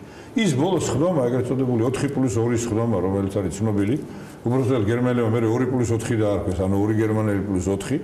ეს 4 იყო ბეიკერი, შევარნაძე, გენშერი და არა, ხო, გენშერი 2-ში იყო უკაცრავად. ეს ის დიუმა, ფრანგი და ჰირი იყო ინგლისელი, ხო, ეს 4. აი ამათი სხდომა იყო გადამწყვეტი 2 დღის განმავლობაში, რასაკვირველია შევარნაძეს ამავე დროს შეთანხმებული ჰქონდა გორბაჩოვთან, რომ რაღაც ვითარებონა მომხდარიყო და გაყოფილი გერმანია დიდი სიმძიმე და დიდი მინუსი იყო ამ ახალი ურთიერთობების ჩამოსაყრებით, რომ საბჭოთა კავშირს აღარ შეეძლო არსებობა. არა, იმიტომ რომ აქ რაღაცა კეთილი ისენი შიდა ემოციები და ახალი დისიდენტურები, ეკონომიკა დამთავრდა, ამოიწურა ქვეყანა. ის რასაც ჩვენ ვამბობთ, ეს არის რაღაც არაჩვეულებრივი ისტორიული მოვლენა ასეთი ადამიანების დასავლეთში ხელმძღვანელობა შეკრება, რომელიც ჩვენ ჩამოთვალეთ. ეს იყო რაღაც საოცარი გუნდი, რეიგანი, ტეჩერი, კოლი, გენშერი და შემდეგი ლეველი, შემდეგი საფეხურიც თქვა, დაგლას ჰერდი იყო მაშინ ბრიტანეთის აგრესორები. ეს იყო რაღაც აი საოცარი ადამიანების ჯგუფი, ეს მარტო ესენი არიან ბუნებრივი ემოთ უკან იყვნენ ძალიან ბევრი მრჩეველი რაღაც ბეჟინსკები თუ მარტივად რომ თქვა რა ის ამერიკაში იყო სხვა მიმდინარეობის ვინც თვლიდა რომ რუსეთს ვეპეროთ ვის თვლიდა რომ არა უნდა დაამთავროთ და უნდა და მეერეც უკვე სხვადასხვანაირ გაცემა ყველას გვახსოვს ამ სიმკვეთრე მოიტანა დიდი რამ და მიხვდა რუსეთი რომ როდესაც დამთავრდა საჭმელი სასმელი შიმშილი უბედურება შეიძლება დაემხოთ ყველაფერი თავზე დაიწყეს ფიქრი ისეთი ვერსიის გაკეთებას საბჭოთა კავშირის რომელიც გამოიყვანდა აქედან ეს იყო რა ეხლა ამას თვალს ვერ დაუხუჭავ და ვერ გავექცევი და ამ ვითარებაში შევარნაძე პიროვნულად 2 დღის განმავლობაში კიდე იმუშავა მე ეს ვიცი იმიტომ რომ მე ვერ სწრებოდი იმ შეხედვებს თორსა ეს 6-ეული დღესაც სწავლობდა მე ელჩი ვიყავ გერმანიაში კი ვიცი დღესაც სწავლობდა ამ ვითარებებს და ეხლა სასაცილო რამე შემილია დაუშვათ გავიხსენო როგორ ეუბნებოდა გახსოვსო შევარნაძე ეუბნება ისე გახსოვთ თუ ეხლა აკროს ხეთხართო ვის რა შენო ხმას რატო არიღებდიო ეუბნება ჰიუსტონის იყო ინგლისის საგარეო საქმეთა მინისტრი მეო ტეჩერისგან გქონა მითითებაო რომ ამ გაერთიანებულ გერმანიამ შეიძლება შეგჭამოს მთელი ევროპა ამიტომ შენ გაჭუმდიო თუ გადაწყვეტეს რომ ერთება და დააკნიე შენს თავიო თუ გაიცინა სულ ყველა ერთად ხედან და ამაზე იცინიან სხვადასხვა შენსო დიუმა შეოხეროა შევარნაძე ეუბნება ეხლა რომ ჩუმათახარო გვერდზე ისე მუჟლუგუნებს მივწყავდიო და მეუბნებოდიო რომ იცი რა თუ არ გამოდის ედუარდ შევეშვათ იქნებ არ გვინდაო შენს ეგეთი ინსტრუქცია ჰქონდაო გენშერი იყო ყველაზე დიდი ძალა ვინც იბრძოლა იქა და გადამწყვეტი და ბეიკერი ბუნებ ეს ორი ხო ბეიკერი ეს ორი ძალა იყო ყველაზე ისეთი შეკრული მაშინ ის ბედნიერი დრო იყო როცა გერმანია და ამერიკა აბსოლუტურად ერთ ხმაში მუშაობდნენ და მღეროდნენ და მთავარი იყო გატეხილი იყო საბჭოთა კავშირი და შევარნაძემ ეს გატეხო გამოხატა წარმოიდგინეთ ადამიანი გერმანელებისთვის ვინც გააერთიანა გერმანია ეს ასე აქმული ამ 6-მა კაცმა ეხლა ესე დეტალს მოყვები ისე დეტალს მოყვები იმას პაპა უყარს დილას და ამას მოხარშული კვერცხი არ აქვს მნიშვნელობა ბოლო ამ 6-მა კაცმა მათ შორის დემეზერმა რომელიც იყო გდრ-ის პრემიერ-მინისტრი და აღმოჩნდა არაჩვეულებრივი ადამიანი დიდი საპატივცემულო არავითარი ბოლშევიკური და ხონეკერის ახლომახლო არ იყო ძალიან დახვეწილი ისეთი ძალიან სერიოზული მართლა ღრმად ინტელექტუალური ადამიანი რომელიც მაშინ მოხვდა ამ თანამდებობაზე და გენშერის ერთ-ერთი საყრდენი იყო რომ ის წამოიყვანა და არა საგარეო საქმეთა მინისტრის სხვა შორის მოლაპარაკებაზე აი ამ 2-მა + 4-მა ეს მაგი და მე მაქვს ჩემი თვალით ნანახი ამ 2+4-ის მოლაპარაკების მაგი და დევს ბონში მუზეუმში და ყველა შეუძლია რომ ჩავნახოს იქა. აი როგორ მოხდა გერმანიის გაერთიანების გადაწყვეტილება. ბუნებრივია გერმანიისთვის ის და საერთოდაც რადგან გორბაჩოვიც ეხლა ჩვენ მე არ ვიყავს გორბაჩოვი. მაგრამ არ შემიძლია რა თქვა რომ გორბაჩოვი იყო ის ადამიანი დაინგრა საბჭოთა კავშირში. ვის დროსაც დაინგრა შესაბამისად როლი უფრო სხვა არის ვიდრე შევარდა. რასაკვირველია, სხვადასხვა როლებია. ელცინის როლიც კიდე სხვა არის, მაგრამ იმ პროცესებს რომელიც გარდაუვალია. როლებზე რო თქვა პიროვნულზე. ბოლოს ელცინს იმიტომ რომ უნდა წაერთმია ყველაფერი გორბაჩოვისთვის მოესწრო და გამხდარიყო უფროსი, ბელოვსკაი პუშაში გამართა. კი, რა თქმა უნდა. და ის იყო საბჭოთა კავშირის დაშლა.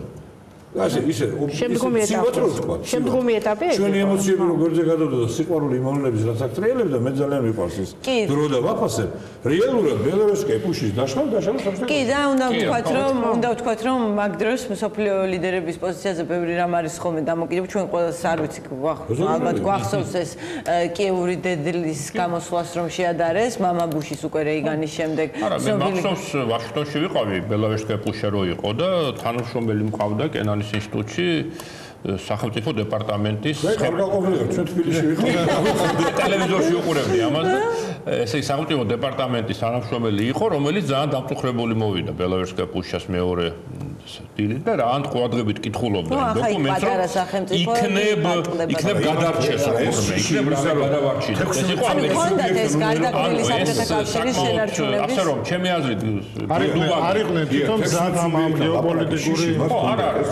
არა რომ ახლა ეს გამზერდა ერთი თვე, მე მიხვდნენ რომ ეგრე არა. კი და რეალურად ცოტა ისე მახსენდება ხოლმე აი ზვიად გამსახურდიას რომ პრინციპში ხა რაც უთხრა ხო ეს თქვათ რაღაც ბუშთან კონფლიქტში შესვლა მისი მხრიდან.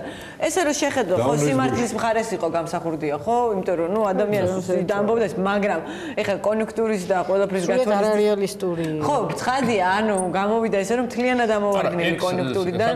ახლა როდესაც ზოგადად საქართველო იყო ამოვარგნილი. ახლა როდესაც ჩვენ ასე ვთქვათ უყურებთ ისტორიულ რაღაც 25 წელი არ არის ფლატ პატარა ვადა ხო რაღაც ის დისტანცია არსებობს, რაღაც გონია რაღაც ლოგიკური იყო, გარდუვალი იყო რაღაცა ხო. შეიძლება ისტორიულად თუ საბოლოო ჯამში გარდუვალი იყო, მაგრამ ნუ გორბაჩოვმა რა თქმა უნდა არც საბჭოთა კავშირის დაშლა არ უნდოდა და არც გერმანიის გაერთიანება არ უნდოდა თავიდან.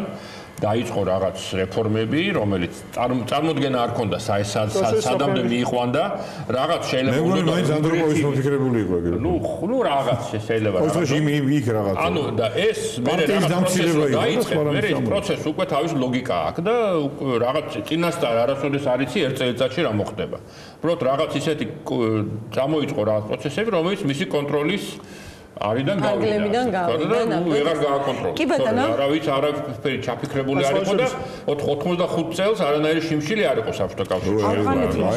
არა, ბევრმა შეასრულა, ავღანეთმა ძალიან დიდი როლი შეასრულა. 85 წელს არ ტალონები როდის შემოიღეს, რომელსაც მე მუდმივად ტალონები ხუშოვის დროსაც იყო ტალონები. ტალონები ხუშოვის დროსაც იყო და მე რა. ურძოხაზე იჭერდნენ გლეხს რა ტალონებზე ლაპარაკობს. აი მაღაზიაში არ გაქვს ცარიელი ხიზენი. კი როგორ სერვილანდი. არა, ეგრე საბჭოთა ეკონომიკა შეარყია საბჭოთა ეკონომიკა შეარყია სწორედ გორბაჩოვის ან უბრალოდ ლიგაჩოვის რეფორმებმა, როდესაც მან აკრძალა არყის სმა, ასე ვთქვათ, მასობრივად, იმიტომ რომ განსაკუთრებით არყი, იმიტომ რომ არყის რაღაც არყით ივსებოდა საბჭოთა ბიუჯეტი.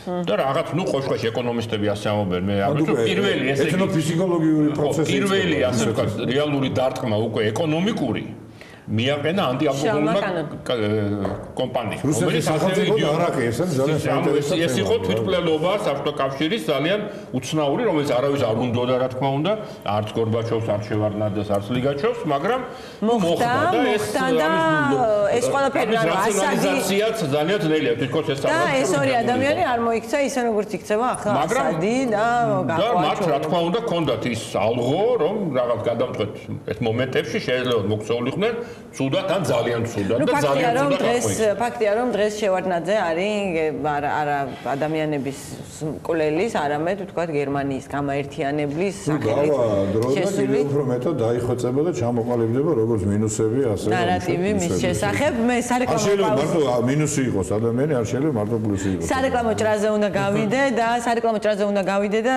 რომ დაუბრუნდებით ვისაუბრებთ მე სხვა შორის ძალიან სიმბოლურია იმიტომ რომ თუ მეშინია და რაჭრაზეა შევარდნაძე იყო ალბათ აი დღეს ხო ამბობენ იმას რომ თქვათ აი ჩვენ დავიჭირეთ უგულავა უნდა დავიჭიროთ სააკაშვილი იმიტომ რომ ხალხი ითხოვს საზოგადოების ნაწილი ითხოვს და სხვა შორის აი შევარდნაძეზე დაბალი ლეგიტიმაცია ალბათ საქართველოს არც ერთ პრეზიდენტს არ ქონია იმიტომ რომ საქართველოს ძალიან მნიშვნელოვანი ნაწილი მას უკანონო ლიდერად მიიჩნევდა ხო ექს-პრეზიდენტის მომხრეებზეა საუბარი და სააკაშვილი იყო ის პიროვნება რომელმაც შემდეგ აი თქვათ აი ეს განაწყენებული ან გაერთიანა მოხსნა ეს თემა, მაგრამ არასოდეს სააკაშვილს არ უსარგებლია იმ არგუმენტით, რომ საქართველოში არსებობს ნაწილი ადამიანების, საქართველოს მოსახლეობის ნაწილი, რომელიც შევარდნაძის ფეხებით ჩამოკიდებას ითხოვს და ამიტომ ჩვენის უნდა გავისამართლოთ, შევარდნაძემ ტკბილად გალია თავისი. თუ გინდა რომ ქვეყანა ნორმალურ წყნარ ვითარებაში გადაიყვანო და აღშენებლობაში გადაიყვანო, იქ კონფლიქტების შეგნებული გამოწვევა არის უღრმესი შეცდომა, რომელიც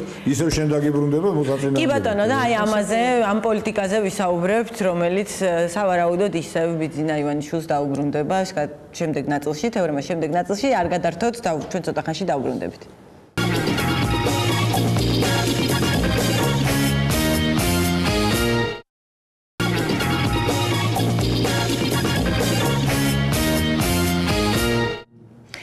კიდევ ერთხელ მოგესალმებით, დიდი მადლობა რომ გვიყურებთ.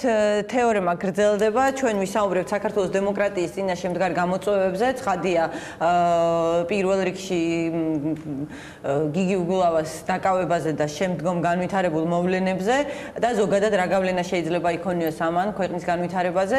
კიდევ ერთხელ წარმოგიდგენთ ჩემს სტუმრებს, ბატონი ირაკლი მარგველაშვილი, იურისტი, პოლიტიკის ანალიტიკოსი, ქალბატონი თამარ ჩხეიძე, რომელიც ერთ დროს ბოროტი ხულიგნის სტატუსით იხდიდა სასჯელს, ესე არ არის და ბატონი კოტეგაბაშვილი, რომელსაც ბოროტი ხულიგნობის, ანუ წინააღმდეგობის გაწევის მუხლი მოუხსნეს, მაგრამ წრულმან ხულიგნად დარჩა. ნუ დამჩაგრავთ რა. ხულიგანია, ორი ხულიგანია.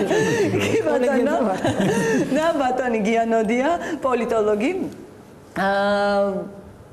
თავარი შეშფოთების თავარი ხულიგნობისკენ მიდრეკი. შეშფოთების მთავარი საგანი დღეს არის გიგი უგულავას წინასწარი პატიმრობა პირველ რიგში, ზუსტად წინასაარჩევნო პერიოდში, სულ რაღაც რამდენიმე დღით ადრე 3 ივლისის დილას გიგი უგულავა დააპატიმრეს პრინციპში სასამართლოს გადაწყვეტილების სრული უგულებელყოფით. ჩვენ შეგვიძლია ვნახოთ სიუჟეტი ამასთან დაკავშირებით და შემდეგ განვაგრძოთ მსჯელობა. სად მიგვიყვანს ეს გზა?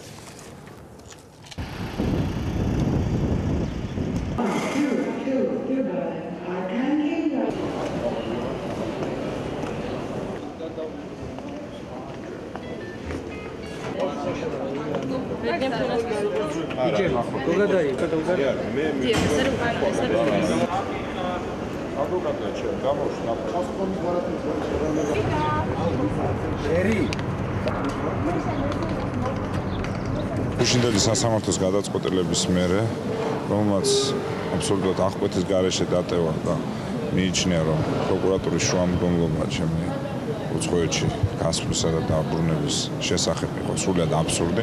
ამის შემდეგ მე სრულიად საჯაროდ გამოაცხადე, რომ მე მგზავრებული უცხოეთში და ვაპირებდი ჩამოსვლას 4-ში საღამოს და გამოვაქვეყნა კიდეც ბილეთები. გუშინ საღამოს მივიღე ახალი მოწვევა უწყისი, სადაც უკვე დაბარებული ვარ 4-ში, ანუ ხვალ დილით 10 საათზე სპეციალურად ხაშზე დამიბარეს. ამიტომ მე ეს გადაწყვეტილება მივიღე, აგერ მაქვს ბილეთი, გადავცვალე ბილეთი და დღეს საღამოს 11 საათზე უკვე კიევი-თბილისის რეისით დავუბრუნდები საქართველოში. აი ხა ყველანი ჩვენ ვნახავთ, რამდენად შესაძლებელი იქნება ეს, იმიტომ რომ სამართლებრივი წინაპირობა არ არსებობს. ეხლა ვნახავთ, რამდენად ასრულებს და რამდენად ელემენტარულად დაცულია საქართველოში კანონის უზენაესობა.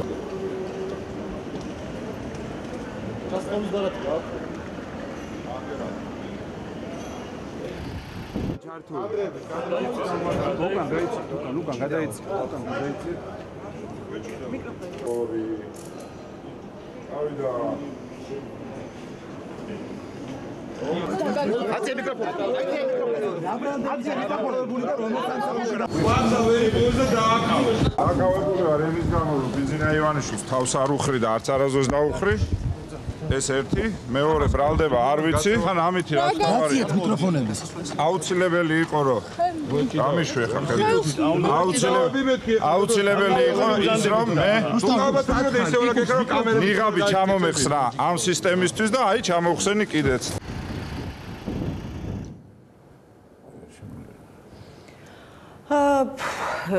მე შემიძლია დაწვრილებით მოვყვე, როგორ დაიგე, იმიტომ რომ უშუალოდ მონაწილე ვარ, როგორ დაიგეგმა ის, რაც თქვათ ჩვენ ახლა ეკრანზე ვიხილეთ, გიგი უგულავა მიდიოდა ორში მიფრინავდა კიევში, უნდა შეხვედროდა იქ კლიჩკოს პარტიასთან ჰქონდათ შეხვედრა, იქ მიხეილ სააკაშვილიც შეხვდა, ხოლო შემდეგ სამში ჰქონდათ ფილარეტთან შეხვედრა, პატრიარქ ფილარეტთან შეხვედრა, შემდეგ სამშივე მიფრინავდა კიშინევში, სადაც იყო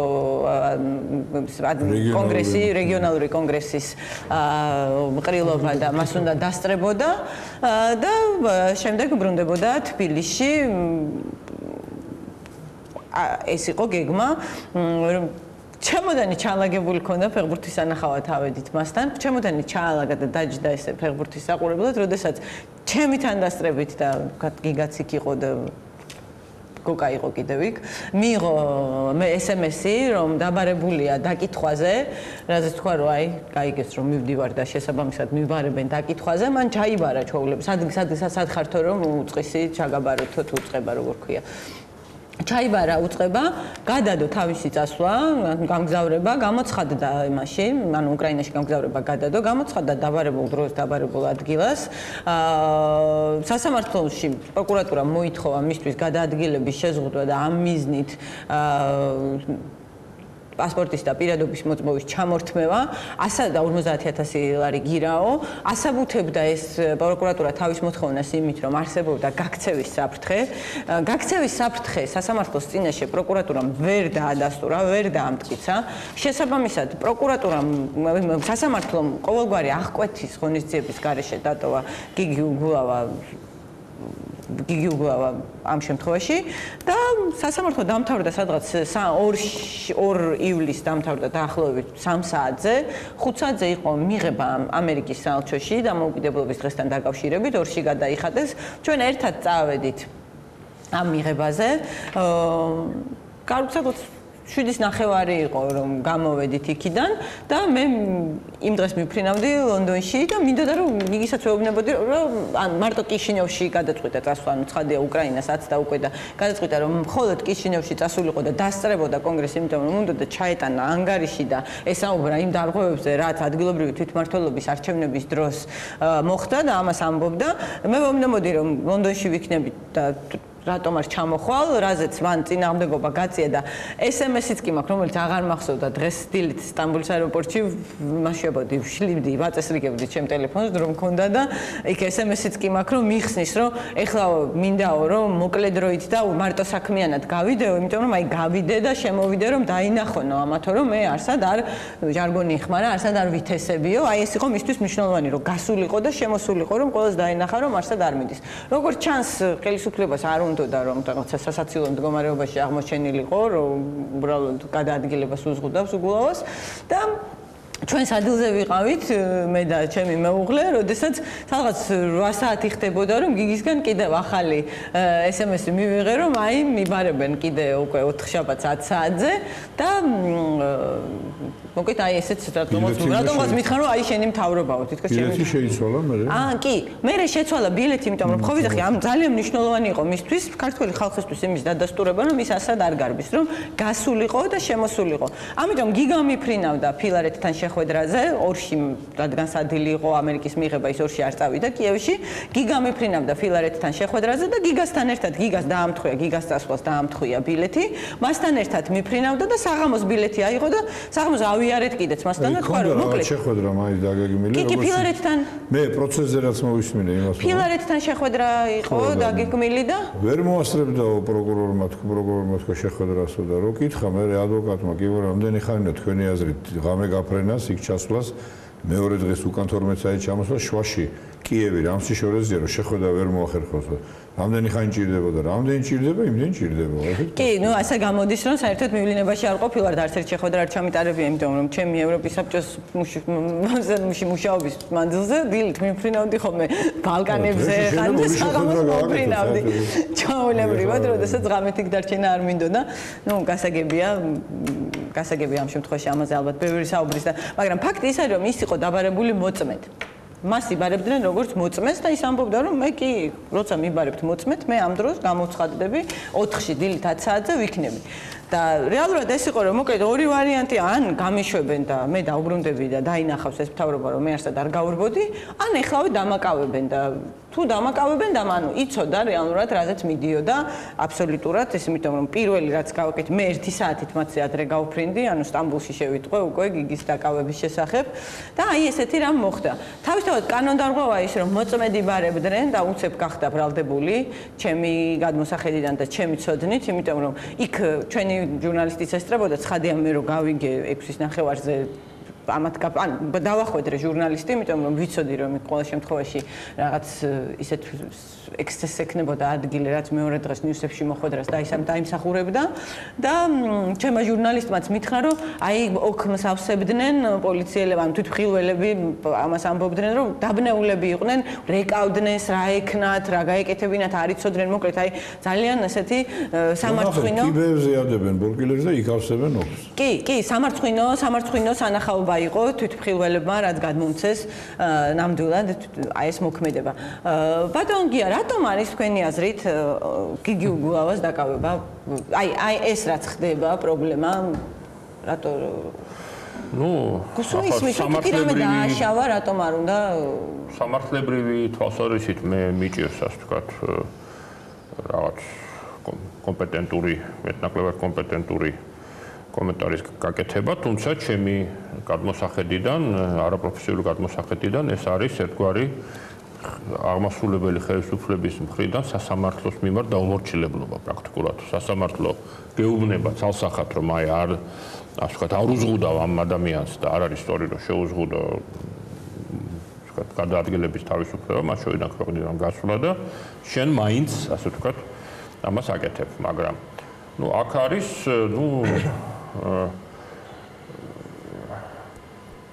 რაღაც რაციონალური აი ეს მინდა კითხო რა ახსნა შეიძლება რაციონალური ახსნაც ძნელია, იმიტომ რომ ახლა ესე იგი იგი უგულავა ბევრჯერ წასულა და წამოსულა, ასე ვთქვათ, ამის რას ნიშნავს ირაციონალური ახსნა? არა, რაციონალური ახსნა ძნელია. ხო, ამიტომ ირაციონალური. ხო, ამიტომ ირაციონალური არის რაღაც კაპრიზი ბიძინა ივანიშვილის, ასე ვთქვათ. სხვა ახსნის მოფიქრება არის ძალიან ძნელი, იმიტომ რომ ის რაღაცაზე გაბრაზდა, რაღაცაზე, ასე ვთქვათ.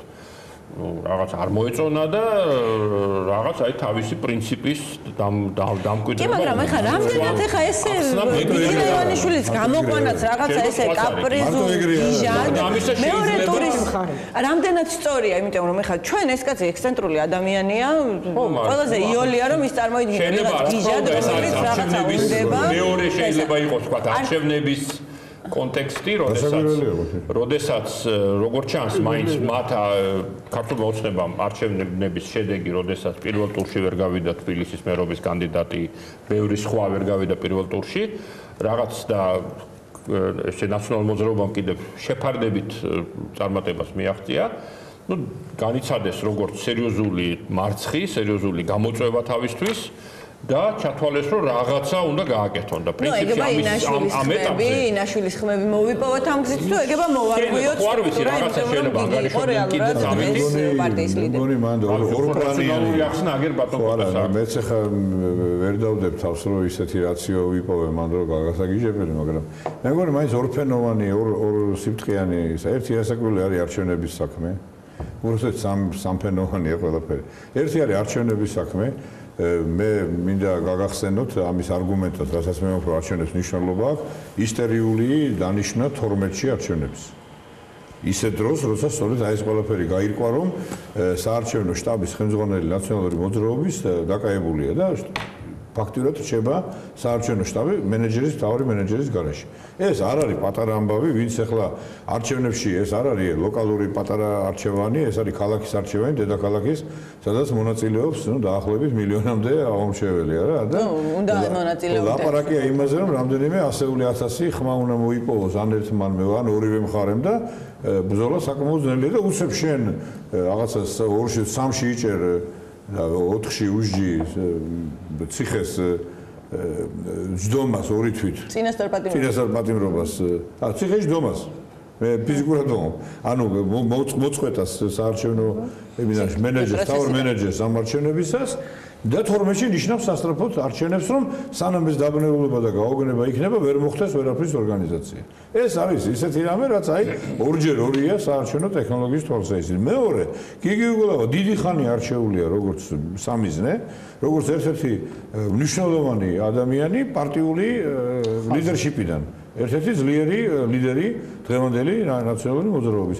ესე იგი, აქ არის ამ არჩევნების მოგება და მასთან დაკავშირებული მთლიანად პარტიის რაც შეიძლება მეტი დემონტაჟი და რა ვიცი ლიკვიდაციას ამობენ თვითონ ამ სიტყვას, მაგრამ ლიკვიდაციას დახვრეტა ჭირდება და თუ შემოიღეს დახვრეტა ამ რამდენიმე დღეში ალბათ ეგეც. კი, საინტერესოა რომ უცებ უბრუნდებიან გადაწყვიტეს რომ აი ეს ხო დიდი ხანი ამაყობდნენ იმითი რომ ესეთი სასჯელის შეკრებით პრინციპის შეცვალე, შთანთქმის პრინციპით ახაცვლიან ამასაც და შთანთქმის აი რაღაცა ალბათ თამარ არ ვიცი ჩვენ ეხლავე რაღაც პატარა ანალიზებსაც უკავშირებთ თუ ეს არის უღრმესი შეცდომა აი ჩვენ წინა შემთხვევაში როცა ვლაპარაკობდით რომ სააკაშვილმა შეძლო 2003 წელს საკმაოდ სერიოზული კონსოლიდაცია იმ ადამიანების ვინც მკვეთრ დაპირისპირებაში შეიძლება სულ ყველას არ მაგრამ დიდ ნაწილს ცხოვრობდა აი სწორედ აი სამოქალაქო ომის შედეგებით რაც საქართველოში მოხდა ეს არის სწორი გზა რომელიც წერს რომ კონფრონტაციაში დაპირისპირებაში ჩხუბში ომში რა ვიცი რა რაფორმაც გინდათ ამას დავარქვათ ყოფი ქვეყანა შიდა კონფლიქტში ყოფი ქვეყანა ტუტანხამონის პერგამენტზე წერია იმაში წერია ლაოძი ამბობს იქ კონფუცი თქვა აგერ თანამედროვე გამოკვლევებია მართვის ქვეყნის მართვის სისტემების და პოლიტიკური მართვის ყველა ამბობს რომ რაც შეიძლება მეტად ეცადა რომ კონსოლიდაცია გააკეთო საზოგადოების ამ კონსოლიდაციის უამრავი საშუალებებია დაწყებული ლინგვისტურიდან და დამთავრებული პოლიტიკური შეხედულებები და ეკონომიური ერთ-ერთი უმთავრესია და დაუშვათ აი ეს სოციალური დაუშვათ პროგრამებით იმისთვის რომ ხარ ქვეყანაში მოახდინო შენი ხელისუფლების მხარეთყოფნა და მოახდინო მხარი მართვა, მხარი განვითარება ამ ქვეყნისა. თუ ეს ყველაფერი ამოცანა ეხლა არ დგას და არის მარტო გაავებული, გამწარებული ბრძოლა და რაღაც არ ვიცი გაცოფებული ამოცანა იმისა რომ მოუსპო ვიღაცა ვის მე არ მიყვარს და ვისაც მე არ უყვარვარ, მაშინ აქედან არაფერი არ გამოვა. ქვეყანა წავა უკან, მე ვერ გეტყვით ეხლა რა მიმართულებით, თუმცა ეჭვები მაქვს რა მიმართულებითაც ჩვენ ეს ეჭვები წინა როგორც კი კონფლიქტები ვახსენეთ იმ წუთში აღმოჩნდა რომ იქ რუსეთის ხელიურებია და ისევ შეიძლება ზუსტად ასე გათამაშდეს ყველაფერი ისევ მათი სიძლიერით სხვა შორის თქვენ ბრძანეთ ძალიან საინტერესო რომ გაიხსენეთ ამასაც ვიტყვი ოდეკაბეზე იყო ლაპარაკი ტერიტორიების გასვლაშიო ნახეთ რა ხდება დაიწყო ლაპარაკი ისევ ეს გათამაშება მოდით ვარ თქვა ნატოზე ნარ თქვა ევროპაზე და არ არის გამორიცხული რუსეთი თვითონ თქვა დაგვიბრუნებს აფხაზეთს და ეს რიტორიკა შემოვაცვალე. არა, ეს უკვე რუსეთმა გამოგიგზავნა მესეჯად ძალიან მაღალი დონიდან, ესე თუ ესე შეფარულად, ეხლა ამის და ეს ხო ტყვილი არც მაშინ, არც ეხლა, არც არასდროს, არავისთან რუსეთი არაფერს არ დათმობს, არავის არაფერს თუ ჩაკლაპავს, იმ ხუთში შენც იქნები, აფხაზეთიც იქნება, ყარაბაღიც იქნება და დრებისმიერთიც იქნება. კი ბატონო, აი დემოკრატიის ტრიუმფი თუ ზეიმი ასე შეაფასა ირაკლი ღარიბაშვილმა მომხდარი, თუმცა ჩვენ ხედავთ რომ პრინციპში საპრეზიდენტო არჩევნების დროს კამპანიის მენეჯერი იყო ვანო მერაბიშვილი აღმოჩნდა წინასწარ პატიმრობაში და პოლიტიკოსების შემთხვევაში განსაკუთრებით წინასწარი პატიმრობა როგორც წესი არ გამოიყენება იმიტომ რომ არ მოხდეს ამ ადამიანისთვის ზოგადად ეს კონკრეტულად იმ პოლიტიკოსს კი არ უკეთებ ამას პოლიტიკური პროცესები რომ არ გაყინო ამას იცილებ თავიდან ეს ერთი და მეორე იგივე უგულავას შემთხვევაშიც გამოსასჯელის ანუ აღმკვეთრ ნიჭებად გამოყენებული იქნა წინასწარი პატიმრობა. საინტერესო არის როგორ შეირჩა მოსამართლედ დღეს საუბრობდა ამაზე ზუსტად ადვოკატი, იმიტომ რომ 7 მოსამართლეს შორის ნაწილდება და პროკურატურამ ისე გააკეთა რიგია იქ რომ რაღაცა 20 საქმით შევიდა და სანამ რიგმა არ მოუწია დაამთხვია მე რეალურად ამ გოგინაშვილზე, ვინმე გოგინაშვილზე სახელი დამავიწყდა, რომელმაც გიორგი გოგინაშვილზე, რომელმაც ვთქვათ აღმკვეთი ღონისძიება მიუსაჯა ალექსანდრე ნინოას კეზერაშვილის საქმეზე ვინც არის ერთ-ერთი შესყიდვების უფროსი იყო და კეზერაშვილის საქმეზე გამყვანი ერთ-ერთი მნიშვნელოვანი ფიგურაა იმისთვის, რა ქვია, როგორც ჩანს ხელისუფლებისთვის, იგივე ღონიაშვილს, რომელიც ერთგვარ ხიდად წარმოედგინა უგულავამდე, უგულავას ქვისხლზე არის საუბარი, მან მიუსაჯა აღმკვეთი ღონისძიება და როდესაც ამ მოსამართლის აცილების შუამდგომობა დააყენეს, სადია მოსამართლემ არ აიცილა თავი, არ დააკმაყოფილა, იმიტომ რომ ბევრი ეცადნენ როგორც ჩანს რომ ის შეერჩიათ და ამის შემდეგ მოხდა ის რომ უგულავასაც ეს შეთქმულების თეორია არ არის. ეს არის ფაქტები უკვე რომ ეს აღწერილობა არა, ნუ სამი შემთხვევაა, როდესაც სამი შემთხვევა დანარჩენი 10 შემთხვევა კანონიკის კანონია. მე გეტყვით ერთ რამეს და ძალიან სერიოზული ეჭვი მაქვს იმასთან დაკავშირებით, რომ ეს არის რუსეთის გეგმა B. თუ უკრაინაში თქვათ იანუკოვიჩმა პირდაპირ უარი განაცხადა თქვათ ასოცირების ხელშეკრულებაზე აუცილებლად იარსებებს მეორე გეგმა, რომელიც ასოცირების ხელშეკრულებაზე ხელმოწერის შემდეგ შესაძლებელია თქვა გართულდეს, იმიტომ რომ ეს ხელშეკრულება შესაბამისი ქმედებების, შესაბამისი ხელისუფლების მიერ შესაბამისი მონდომების, რეფორმების და ასე შემდეგ გარეშე არ არის შეუქცევადი პროცესის შექცევადი შეიძლება იყოს. ამიტომ ვინაიდან შექცევადი შეიძლება იყოს, შესაბამისად შეიძლება არსებობდეს გეგმა B, იმიტომ რომ ეს პროცესი, რასაც აკეთებს ხელისუფლება, რა თქმა უნდა, მე ბატონ კოტეს ვეთანხმები, რომ ეს არის არჩევნების თემაც, აუცილებლად რამდენიმე თემა აქვს. არჩევნების თემა, იმიტომ რომ ხო, არჩევნების თემა იმდენად, რამდენადაც და სხვათა შორის მოდი დავაკვირდეთ ერთ რამესაც, ხდება ამომრჩევლების მობილიზაცია. რომელი ამომრჩევლების მობილიზაცია ხდება, თქვათ, იგივე ინაშვილის ერთი, მეორე 12 რიცხვი რა დღეა? რელიგიური თვალსაზრისით. რატო როცა შაბათს ინიშნება თქვათ არჩევნები, რატო არ შეიძლება როცა კვირას იყო არჩევნები და ზოგადად ტრადიციულად კვირას ტარდება, რატო არ ტარდება კვირას. პლუს ამას ქადაგება, რომელიც ესე იგი მეუფე იაკობმა თქვათ გუშინ წინ შაბათს სამების ტაძარში გააკეთა. ანუ რომელიც პრინციპში აი ეს რუსული რბილი ძალის ერთ-ერთი მთავარი გამომხატველია იგივე ქართველი ერის ჰომოსექსუალების წევად ვინც ებრძვის. არჩევნების თემა მუშაობს როგორც ასე ვთქვათ მუშაობს როგორც ამომრჩევლების მობილიზაციის კუთხით, ასევე მუშაობს იმით, რომ პრაქტიკულად პოლიტიკურ ძალას ტოვებენ საარჩევნო შტაბის გარეშე, მეთაურის და მენეჯერის გარეშე, რომელსაც პრაქტიკულად ყველაფერი აქვს დაგეგმილი და ეს ყველაფერი ხდება ძალიან ფორსირებულად.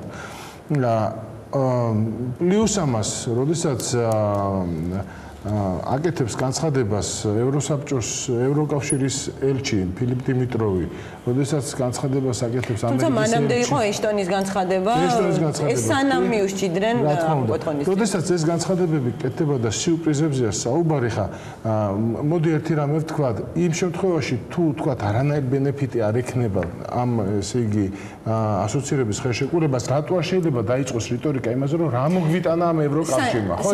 ძალიან მარტივი მითი საინტერესო ერთი რამე ცხადია, რომ ადგილზე ელჩები ინსტრუქციების გარეშე არაფერს არ ამბობენ, მით უმეტეს ესეთ თემებს არ ეხებიან. საგულისხმოა ის, რომ ვიზა ლიბერალიზაციას, უვიზო მიმოსვლის პერსპექტივაში უნიშნულოვანესი ბენეფიტი, რომელსაც ცოტა გითხარით, რა სწორია. უვიზო მიმოსვლის კაკეთ აკეთებენ ელჩები კომენტარს, ეს საინტერესო ინფორმაცია. არა, ელჩი ბუნებრივია, რომ იღებს ინსტრუქციას. არა, კი, მაგრამ ხა ეგ არნიშნავს იმას, რომ ელჩმა არ გააკეთოს კომენტარი. არა, კომენტარი შეიძლება გააკეთოს, მაგრამ როდესაც იძახის რომ ისი თქვენ გინდათ უბრალოდ რო არ აკეთებენ, აქედან გამოვდივართ, ხო? არა, ზოგადად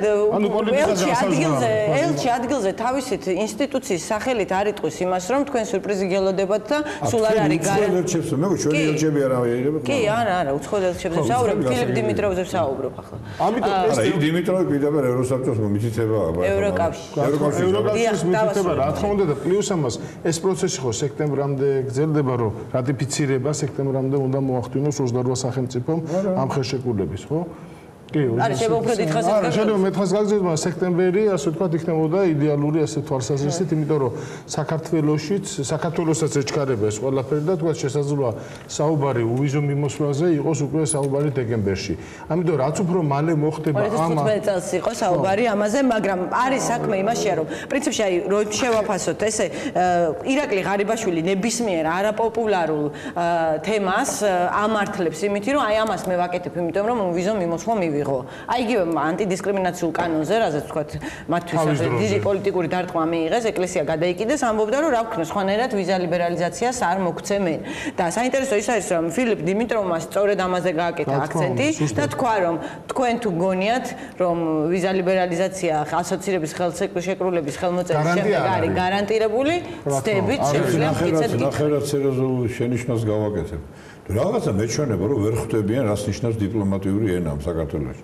ეს თუ საოცარ დღეს დიმიტროვის იმის მოწერილობაში არის რომ ნუ გეშინიათ საფრანგეთზე თქვენ უნერვიულობთ კაცო ჩვენი იმას არ გარიცხავთ. კი ეს ძალიან კომიკური იყო. ეს კომიკურია, მაგრამ ეს კომიკური რას ნიშნავს? ისიც რომ ეს ევროპელები ხედავენ რომ დიპლომატიის ის ენა რომელსაც ეშტრონის ვერ გაიზიარა, ვერ გაიგო ვერავინ. თუ არ გაიგო. მეგონი ხდებიან. ბატონგოტე, ეხლა შეიძლება ხარიბაშვილი ვერ ხდება, შეიძლება ივანიშვილი ვერ ხდება, ზალკალიანი ხო ხდება? ზალკალიანი ხო ხდება ამენას? ხდება, იმიტომ რომ გამოცდილება აქ ხდება ძალიან კარგად. უბრალოდ ზალკალიანი ხდება, მაგრამ ივანიშვილი არ ხდება, არ უნდა რომ გაიგოს და იმიტომ და ზალკალიანიც ვერ უხსნის რომ ეს ამას ნიშნავს, იმიტომ რომ რეალურად ეს არის, ხო ესე არ არის. ეგეთრები რომ ეშტრონი რაღაცას ამბობს, ესენია აბსოლუტურ იგნორირებას უკეთებენ და საწინააღმდეგოს და პლუს კიდე უმაღლესი თანამდებობის პირები აკეთებენ კომენტარებს, რომელიც სასაცილო ხდება ორ დღეში. ზუსტად ამიტომ მგონია დიმიტროვის განცხადებაში. მე მაგალითად გული მეტკინა უსვეთისობა ხა მართლა ვაობ რა. რაღაც დიპლომატიასთან ამდენი 15 წელი და ელჩი ვიყავ და გული მეტკინა რომ შეიძლება ევროკავშირის ელჩმა ასეთი მორიდებით ძალიან ლამაზად მორიდებით უთხრას რომ ხალხო რეებს ლაპარაკობთ. ეს ამას ნიშნავს. შეულებრივ ენაზე გადმოწყვეტილი. საინტერესო. მოდიალობ რა, საფრანგეთი რა, სარკოზი დაიჭირეს. რა საინტერესო არის თვითონ. სადახარ საერთოდ, ასე რა საცურა. ამიტომ ვფიქრობ რომ ეს არის უფრო გეგმა B, რომელიც და შემთხვევით არჩიეს, აი გაბატონეთ რესურს ამბობთ, რომ სულ ახსენებს ღარიბაშვილი ვიზა ლიბერალიზაციას, ხო, იმიტომ რომ ქართველი ხალხისთვის ყველაზე ხელშესახები არის ვიზა ლიბერალიზაცია ჩადებული ამ წერილში. ეს იმას ნიშნავს, რომ თქვენ რო თუ ესე გააგრძელებთ, ცუდად წაგივართ საქმე. მარტივად მთელი ეს დღევანდელი გაცხადებული. საინტერესო ზოგადად საინტერესო კომენტარი არის, კარგად დაგაგებული. და იქნებ და უნდათ რომ ცუდად წავიდეს საქმე. კითხვას დავსვავ, რა თუ შეიძლება მე დავუბრუნდეთ იმას, და ხშირად არის ხოლმე საუბარი, რომ აი ეს არ უნდა კონდეს ადგილი შერჩევით სამართალს, არ უნდა იყოს პოლიტიზებული ეს პროცესი. რეალურად ამას თქვენ მართალი ხართ ბატონ კოტე, სავარაუდოდ ხელისუფლებაში იმედი აქვთ, რომ საზოგადოება ამას ვერ ხვდება და შეუძლიათ გამოვიდნენ თქვენ, რომ არ არის, თქვათ, პროცესი პოლიტიზებული, არ არის შერჩევით სამართალი, თუმცა ჩვენ ძალიან კარგად გვახსოვს მაგალითად, როგორ ლევან გაჩეჩილაძის შემთხვევა, როდესაც ის კი არა რომ საოლქო მასში შევიდა, თქვათ, იქ საარჩევნო კომისიაში შევიდა, არამედ პირდაპირ შეიჭრა იქ რაღაცა კარი აჭედა და ასე შემდეგ, ჩვენ რო ვისაუბრებთ, შეგვიძლია რომ მაყურებელმა ნახოს კიდეც ეს კადრები, ხო, აი ბატონი უმრავლესობიდან, ბატონ ზვიად ძიძიგურიც ახლავს მას. კი, ნამდვილად ესე არის, ანუ პრინციპში ეს ყველაფერი სახეზეა, ამას მე მედია იტაცებს, ხო, ფაქტია და მედია ეს არის 2008 წლის არჩევნები. ამის გამო შენ დაიჯები ამ სიტყვას მეგეუნები. კი, ცესკოში არის, კი, ეს მაყურებელი შეხედავს ამას, ჩვენ შეგვიძლია საუბარი გავაგრძელოთ. საინტერესო დეტალი იყო ის, რომ თქვათ აი მაგალითად სარკოზი, როდესაც დააკავეს დაკითხვისთვის საფრანგეთში ეს არის, საფრანგეთში ეს არის ესეთი თქვათ პროცედურა არის, როდესაც სამართალდამცავს შეუძლია დაგაკავოს მაქსიმუმ 24 საათით დაკითხვის მიზნით. საერთოდ აი რაღაცა სრული ხბოს სახტაცებას მიქონდა საქართველოს მთავრობა ევროკავშირი არიციან იქ როგორ აკავებენ. არა, გარდა ამისა, არა, თავი დავანებოთ ამას, ჯერჯერობით უნდა შეხვიდე დეტალებში, ხო? სარკოზის შემთხვევაშიც იქ არის საუბარი იმაზე, რომ მას და მის ადვოკატს უსმენენ. ანუ იქაც პრობლემაა სერიოზული და დიდი მსჯელობა მიდის და ჰოლანდიის მთავრობა დიდი დარტყმის ქვეშ არის, იმიტომ რომ არ ღვევს სამართალდამცავები არ ღვევენ ადვოკატის და მისი კლიენტის, მის დაცვის ქვეშ მყოფის საიდუმლოების უფლებას, რაც კანონით არის უზრუნველყოფილი. ანუ იქაც პრობლემაა და მარტო იმიტომ, რომ შეპარალელი გაავლონ და თქვენ რომ აი ჩვენ შეგვიძლია ისეთი სააკაშვილის დაჭერა, უგულავას დაჭერა და ის რადგან იქ შეუძლიათ. მხოლოდ ამიტომ გამოხატავენ რაღაცა სრულად უზნეო ხმოს ახტაცებას იმ ადამიანის დაკავების, თუნდაც რომ დაჭერილი ყოფილიყო, ის ინტერპრეს ნიუსის ლინკი ქონდა, თქვათ, გაზიარებული ბატონ მინისტრს ევროპასთან ინტეგრაციის საკითხებში, ბატონ ალექსი პეტრიაშვილს და ამბობდა რომ იმას კონდა რაღაც ახლა. ხო, თუმცა სარკოზი არავის არ დაუჭერია. თავისუფალია ის კაცი და ხო, ადამიანი რომელიც გვერდში გედგა აგვისტოს ომის დროს. ეს პროტესტი გიცხადე. ბატონო? ხმოს ახტაცება არის ბიოლოგიის სამყაროში ერთ-ერთი ულამაზესი რამე. ულამაზესი რამე ხმოს როგორ უხარია მედიკო და როგორ ეთამაშება თავის დედასთან. ეხლა იმის რა ქვია, აგერ ეკობახიძის წამოდგომა და ტაშელის დარკვირა რაღაცა არ არის ხმოს ახტაცების ტოლი ესეთიური მოვიდა. კი ბატონო. თავისთავად და ამაზე ქონდა ზუსტად ფილიპ დიმიტროვს გამახვილებული ყურადღება, რომ თქვენ ნერვიულობთ შეშფოთებას გამოთქვამდა ერთ-ერთი მინისტრიო იმასთან დაკავშირებით, რომ შეიძლება სარკოზის დაკავების გამო, რომელიც არ დაუკავებიათ რეალურად, არ დაუჭერიათ თავისუფალია ის კაცი და მიიღებს პოლიტიკურ პროცესებში მონაწილეობას. გარიცხონ შეიძლება საფრანგეთი, ამის გარანტიას გაძლევთ, რომ საფრანგეთს არავინ გარიცხავს ევროკავშირიდან, მაგრამ აი თქვენ იმის გარანტიას ვერ მოგცემთ, რომ ისარგებლებთ იმ სიკეთეებით. კი, და ასეთი ვიხდით ვინახავთ და რა სარგოზებს ეთამაშებით რა. არა, ვიხდი რა ვინახარ, რა შენ სახს მიხედე რა, რა შვები, რა გეშლება, რა სურევ და არ ვინახ სარგოზებს ლაპარაკი. კი, და ნუ იქ საუბარი იყო იმაზეც, რომ საფრანგეთს მორა გაგრიცხოს, ვინ გარიცხავს საფრანგეთს? ასის რო არა, ბატონკოტი, სხვაგან მიყავთ ახლა საუბარი. თუ შეიძლება რომ ვისაუბროთ იმაზეც, ზოგადად რას ნიშნავს ეს ყველაფერი საქართველოსთვის? ჩვენ დღეს გავიგეთ ისიც, რომ თქვა ადამიანი, რომელიც რეალურად აი ამ პროცესების მიღმა დგას და მართავს და ეს არც არავისთვის დასამალი არ არის, იმიტომ რომ ეს ამას ავლენს, გაბატონო თამარ, თქვენთან მექნება ეს შეკითხვა, შეიძლება სექტემბრიდან მოგვევლინოს პოლიტიკური ток-შოუს წამყვანის სტატუსით GDS-ზე. როგორ შეაფასებდით ამ ფაქტს? ამ ფაქტს არ ვიცი ხა აი ეს უბრალოდ მე მგონია საკმაოდ გასართობი პროგრამა გახდება ალბათ და ცოტა კომიკური. ეგ არ არის მნიშვნელოვანი, მაინც მე მგონია ის პროცესებია, რაც ხდება, რომელსაც მე ძალიან უარყოფითად ვაფასებ. აი ამ სიძულვილის და აგრესიის გაღვივებას და პოლიტიკური მოწინააღმდეგების ასეთ დევნას. მართლაც როგორც ბატონმა კოტემ აღნიშნა, ბატონი უგულავა იყო თავიდანვე მონიშნული. აი პოლიტიკური დევნა სწორედ ესაა, ჩვენ კი არ გვჭირდება იმის დამტკიცებას, რომ ეს პოლიტიკური დევნა არ არის საჭირო, რომ დეტალებში შევიდეთ, თქვათ რას ედავებიან და იმ საქმის დეტალები ბუნებრივია მე სრულიად არ ვიცი. მაგრამ ეს სრულიად აშკარაა პოლიტიკური დევნა, როდესაც შენ წინა ხელისუფლების გამორჩეულ პოლიტიკური ძალის გამორჩეულ, ოპოზიციური ძალის გამორჩეულ ფიგურებს იჭერ, ისეთი ბრალდებებით, რომელიც აბსოლუტურად არ ითვალისწინებს, რომ აუცილებელი იყოს წინასწარი პატიმრობა.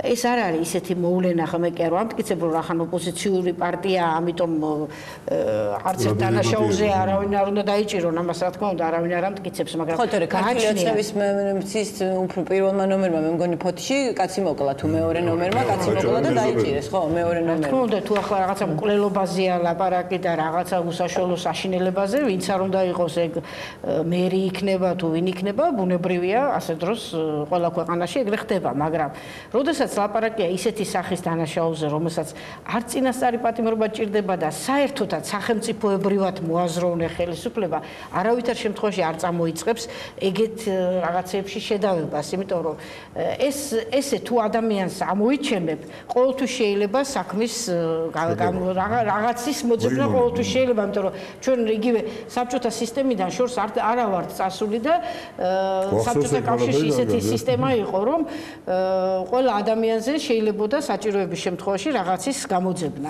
ასე რომ თვითმიზნად ეს არ უნდა დაისახო. თუ კი რაღაცა საქმის თვითონ სისტემა შეიქმნა, ისეთი სამართლებრივი მთავარი უნდა იყოს სამართლებრივი სისტემის შექმნა. მე ეს სამართლებრივი სისტემა თვითონ იმუშაებს და აუცილებლობის შემთხვევაში საქმიდან გამომდინარე შეიძლება ვიღაცა ციხეში მოხვდეს, ვიღაცა დააკავონ და ასე შემდეგ, მაგრამ აქ ხო ეგ შემთხვევა არ არის, რომ საქმიდან გამომდინარე იჭერენ ადამიანს. ჯერ იჭერენ, მონიშნავენ როგორც მსხვერპლს და შემდეგ ხდება უკვე მოძებნა საბაბის, რისთვის შეიძლება ეს კაცი დაისბროს, როცა გამოდიხარ არა საქმიდან, არამედ პიროვნებიდან. აი ეს არის კლასიკური მაგალითია იმ თვალსაზრისით, რომ აღარ იციან ათასნაირ ბრალდებებს ეძებენ, რომ შემდეგ დატოვონ, ესე იგი თვითმიზნური ხასიათი აქვს ამას, თორე თუ კი ადამიანს დაუმტკიცდება, რომ ვიღაცა მოკლა და ვიღაცა აწამა, იქ ვის გაუჩნდება აზრი, რომ ეს არ შეიძლება რომ ის მოხდეს, მაგრამ აქ აშკარად გვაქვს საქმე იმაზე, რომ მათ და არაერთხელ განაცხადეს ფოტოშორში წინასწარ. ესეც ხო ფაქტია, იგივე ღარიბაშვილმა ახლა ხან თქვა, რომ ცხელი ზაფხული ელითო თუ რაღაც ასეთი თქვა, თვითონ ივანიშვილმა კულტურის მინისტრის მოადგილედ, რომ ეს სიამოვნება გამოჩნდება რაც კიდე უფრო თვითონ ბიძინა ივანიშვილი ხო საერთოდ ამით გამოირჩეოდა სულ აცხადებდა ყოველთვის და ანონსებდა რომ წესერად მოიქეცით, თორე პროკურატურაში კიდე უფრო გაიზრდება რიგებიო. ასე რომ საერთოდ სახელმწიფოებრივად მოაზროვნე ხელისუფლებამ კი არ უნდა გააღვივოს, თქვათ ხალხში ზოგადად ისტორიულად არის გარკვეული ნაწილი, რომელიც იქმაყოფილებს თავის ნებებს, ახლა პირდაპირ გაგებით სისხლი თქვათ შეიძლება დღევანდელ დღეს არ იყოს, მაგრამ იგივე დაპატიმრებით, აგრესიით, რეპრესიებით ამას გარკვეულ ნაწილს ეს სიამოვნებს, მაგრამ ხელისუფლების მისია რომ ეს კი არ გააღვივოს პირიქით. იმიტომ რომ ეს სახელმწიფოებრივი თვალსაზრისით დამანგრეველია. იგივე ხელისუფლების დემოკრატიული ცვლისთვის არის დამანგრეველი. ხელისუფლება უნდა იცოდეს, როცა არჩევნებს წააგებს, ის ციხეში კი არ მიდის, უბრალოდ ოპოზიციაში მიდის და არა ციხეში. ეს აბსოლუტურად აუცილებელია. მერე კიდე აქ გარდა ჩვეულებრივი ბოროტებისა, რომელთაც ეს ხალხი გამოირჩევა ამ ბოროტებით და აგრესიით, გარდა ამისა მთელი უბედურება ის არის, რომ დღეს აი ამ რუსულ პოლიტიკას ხელისუფლების ფაქტურად ერთადერთი რეალური მაგალითად მე რა დამოკიდებულებაც არ უნდა მქონდეს და ხან მე არასოდეს ნაციონალიზმის მომხრე არ ყოფილა, მაგრამ ფაქტია რომ დღეს ნაციონალური მოძრაობა არის ერთადერთი ასე რომ ვთქვათ რეალური წინააღმდეგობის გამწევი, რომ ამის ძალები აქვს და ბერკეტები აქვს, რომ წინააღმდეგობა გაუწიოს აი ამ რუსულ ფაქტორს და ხელისუფლების აშკარად რუსული შეკვეთების მსახურებას. და ასე დროს, როდესაც ეს მარტო კი რა თქმა უნდა არჩევნების დროს შესუსტებასაც ემსახურება და ამავე დროს მას უფრო შორსწდომი გეგმებიც აქვს, რომ ზოგადად შეასუსტოს და მოსპოს ის ძალა, რომელსაც შეუძლია აი ამ პრორუსული პროცესებისთვის ღიად წინააღმდეგობის გაწევა. Თქვენ ფიქრობთ, რომ ბიზნა ივანიშვილს ჩაფიქრებული აქვს, რომ გააქროს პროდასავლური ოპოზიცია და დარჩეს პრორუსული ოპოზიციის იმედა? გაქრობის დიდი სურვილი აქვს, შეიძლება მთლად ეს ვერ გააკეთოს და ძალიან გართულებული იყოს, მაგრამ მისთვის რასაკვირველია, ბევრად ჯობია, რომ ოპოზიციის სახით არსებობდეს ისევ პრორუსული ძალა, კიდევ უფრო გამოკვეთილი და კიდევ უფრო რეაქციული პრორუსული ძალა და კიდევ უფრო ანტიდემოკრატიული ქონისთვისაც და თანაც მას არ ექნება წინააღმდეგობა მაშინ აი ამ პრორუსულ პროცესებში, რომელიც დაგეგმილია და რომელიც მე ვფიქრობ, მაინც იმედი მაქვს, რომ საბოლოო ჯამში გლობალური თვალსაზრისით ალბათ ჩაიშლება და ჩვენი იმედი ეს არის, მაგრამ ყოველ შემთხვევაში ეს ხელისუფლება ამაზე აწყობილი, რომ თუ კი გავა, ასე რომ ვთქვათ, სოფლიო მასშტაბით ეს პუტინის აგრესია, ის ემსახურება ამას, თუ კი პუტინის აგრესიამ გაიმარჯვა. კი ბატონო, დიდი მადლობა, ქალბატონო თამარ, კითხვა გასაგებია ქვეყანას რასაც მოუტანს, იმ შემთხვევაში თუ განხორციელდა, თუმცა იჭმეპარება პროდასავლური ოპოზიციური ძალის გაქრობა, რაც არის ბიზნა ივანიშვილის, მაგრამ რას ბატონგია, რას მოუტანს ეს ქართულ ოცნებას? ჩვენ ვნახეთ, რომ იმ 8 თვეში, რაც ქართულ ოცნებას საპრეზიდენტო არჩევნებიდან დღემდე რეალურად არაფერი უკეთებია ნაციონალური მოძრაობასთან ბრძოლაზე ენერგიის ხარჯვის გარდა. მისი დრო ის 3/4 დაიხარჯა. დიდი ენერგია აჭირდება. მისი დრო ის 3/4, ქართული ოცნების დრო ის 3/4 და ენერგია, ენერგიის 3/4 დაიხარჯა ნაციონალურ მოძრაობასთან ბრძოლაზე. ამ ბრძოლიდან ნაციონალური მოძრაობა გამოვიდა უდანაკარგოთ რეალურად, მიუხედავად იმისა, რომ ბევრი წევრი ციხეში ყავს, ზეწოლის ქვეშ არიან ასე შემდეგ, ელექტორალური თვალსაზრისით, ფაქტობრივად უდანაკარგოთ პირიქით, მე ვიტყოდი, იმიტომ რომ ბაქრაძესთან შედარებით ბაქრაძეს უფრო პოპულარული იყო ვიდრე პარტია და რეალურად დღეს ბაქრაძის შედეგი დადო პარტიამ, ხოლო ქართულმა ოცნებამ დაკარგა 300.000 ამომრჩეველი და თუ გავითვალისწინებთ იმას, რომ 75,000 კაცი არ მოვიდა მხოლოდ არჩევნებზე და ამას აბრალებენ, რომ ჩვენ აი მობილიზება ვერ შევძელით, მაინც 115,000 ხმით თუ 125,000 ხმით მეტი ნაკლები ხმა აიღო. ფაქტია, რომ 12%-იანი დანაკარგით გამოვიდა საბოლოოდ ქართული ოცნება. რას მოუტანს თქვენი აზრით აი მსგავსი პოლიტიკა მომავალში თუ შეგიძლიათ გარკვეული პოლიტიკური პროგნოზის გაკეთება? ხო, პროგნოზები საერთოდ ქართულ ოცნებას როგორც პოლიტიკური გასაგებია. ნუ ხო, ალბათ რო არ გავიმეოროთ ერთ და იგივე ყოველგვარში ამ საზოგადოებაში შეთანხმებული ვართ, რომ ცხადია ეს არის მიზანმართული პოლიტიკური დევნა ეს ყველაფერი და აქ საერთო არაფერია. ცხადია, რომ ეს ქვეყნისთვის ცუდია, როგორც ქვეყნის დემოკრატიული სისტემისთვის, ისევე საგარეო იმიჯისთვის და ფაქტობრივად ევროკავშირის ელჩმა ნუ რაღაც უკვე ირონიით და სარკაზმით ახსავსე განცხადება გააკეთა, არა უბრალოდ რაღაც შენიშვნა არამედ გვაჭაყირებს უკვე პირდაპირ და ამერიკის ელჩი შეშფოთებას გამოთქვამს, რაც თავიდან არ გაუკეთებია და ასე შემდეგ. ანუ ეს რომ ძალიან ცუდია და უკვე მუქარა იმისა, რომ აი ხელი კი მოგაწერინეთ, ასე ვთქვათ, ამ ასოცირების ხელშეკრულებაზე, მაგრამ ის სიკეთეები, რაც იმაში იგულისხმება, შეიძლება არ მივიღოთ. ეს არის სულიად ცხადი. ნუ ეს არის ყველაფერი გასაგები. ხო, ამიტომ ეს და ასე რომ ეჭვი და ეჭვი კი არა საუბრის აზრიანი საუბარი შეიძლება მხოლოდ ის თუ ერთი რა მოტივი აქვს მათ, ხო, რატომ აკეთებენ ამათ და მეორე რა შეიძლება მოუტანოს, როგორც თქვენ თქვით, ხო? აი მოტივი, ნუ აქ შეიძლება, ნუ მე სულ ადრეს მithქვამს არაერთხელ, რომ სულ ამ ყოყმანში ვარ, ასე ვთქვათ, შეფასებისას, ეს უფრო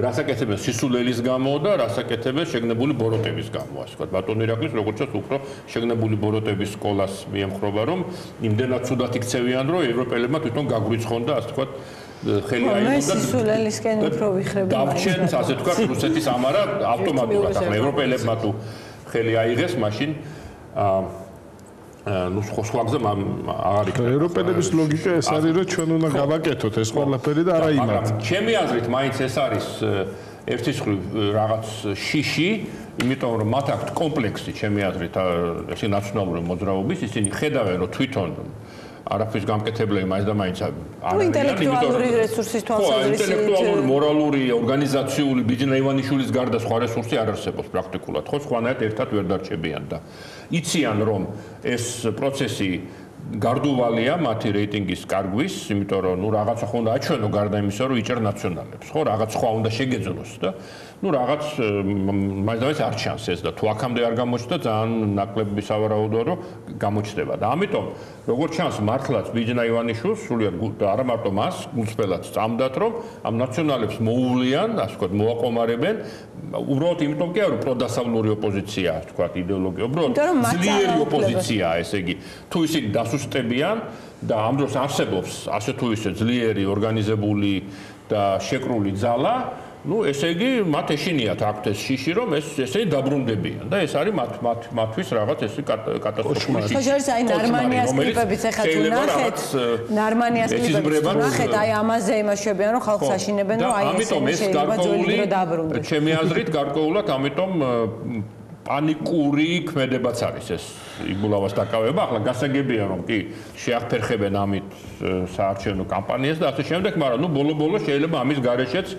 მოეგოთ ის თბილისის არჩევნები და სხვა არჩევნები. ხო არ არიან ახლა ყველა ამ არჩევნებში ფავორიტები იყვნენ ყველა ობიექტური ესე მეორე იმას ვაუხ მეორე ტურში ფავორიტები არიან ხო მიუხედავად შეცვლების ტენდენციისა საპანიკოთ არა აქვს საქმე მაგრამ ჩემი აზრით რაღაც პანიკის ნიშანს ვხედავ ამაში და ნუ პანიკის და ეს რაღაცნაირად ჩანს ახლა შეიძლება დღეს ცოტა ხედავს მაგრამ თანდათანობით ეს ცხადი გახდება და ნუ როცა პანიკაშია და როცა შიში და ასეთი რაღაც უაზრო სულელური ჯინიანობაც ალბათ აი ერთი კაცის ჯინიანობაც უნდა დავიჭიროთ ეს ვიღაცები ვინც ყველაზე მეწყვილის ასე ვთქვათ ისინი და სამაგალითოდ დავსაჯოთ ეს სუბიექტური მოტივით ჩემი აზრით მაინც არის აი ეს რა უცნაურია რომ ეს საბოლოო ჯამში მაინც ნიშნავს რომ მათ არ აქვს თავის რესურსი რომ სხვა რამე გააკეთონ ანუ მათი ერთადერთი ასე ვთქვათ კომპეტენცია იყო ის რომ ჯერ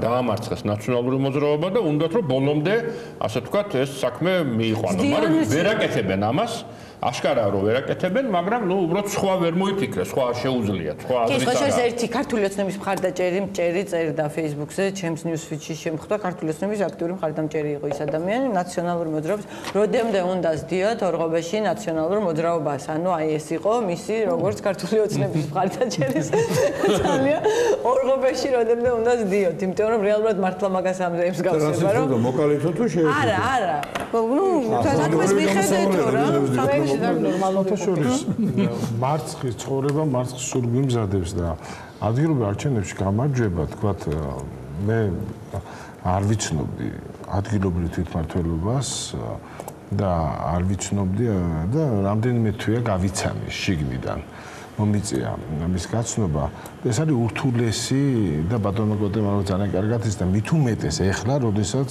გიგი უგულაო რომელიც მე ვთვლი რომ თბილისის ერთ-ერთი საუკეთესო მერი იყო აი უამრავი ისეთი ინსტიტუცია შექმნილია ადგილებზე თვითონ აი მაგალითად გამგეობებში და ასე შემდეგ და ისეთი სპეციალისტებით არის ეს ყველაფერი დაკომპლექტებული რომ მე ვფიქრობ რომ ეს უფრო დიდი მარცხი იქნება ვიდრე ის რომ თქვა მათ არჩევნები წააგონ იმიტომ რომ ამ ყველაფრის ასე ვთქვათ მუშა მდგომარეობაში დატოვებას სჭირდება გაცილებით უფრო დიდი მექანიზმი ვთქვათ და გაცილებით დიდი რესურსი რომ ეს ყველაფერი შეინარჩუნო რაც იყო იმიტომ რომ იქ უკვე ძალიან ახლო შეხებაში ხარ უშუალო ამომრჩეველთან ხო მოძრაობის პირდაპირ ინტერესშია რომ თვითმმართველობა თბილისში განსაკუთრებით გადაიბაროს ნარმანდიამ ეს იმიტომ რომ იქ იმდენად ახლო არის შეხება თითოეულ ადამიანთან თითოეულ ამომრჩეველთან თითოეულ ოჯახთან თითოეულ ჭერთან, თითოეულ ლიფტთან, თითოეულ ესე იგი ამ კომპონენტებთან ჩვენი ცხოვრების შემადგენელი ნაწილი რაც უშუალოდ უკვე ამ ყველაფრის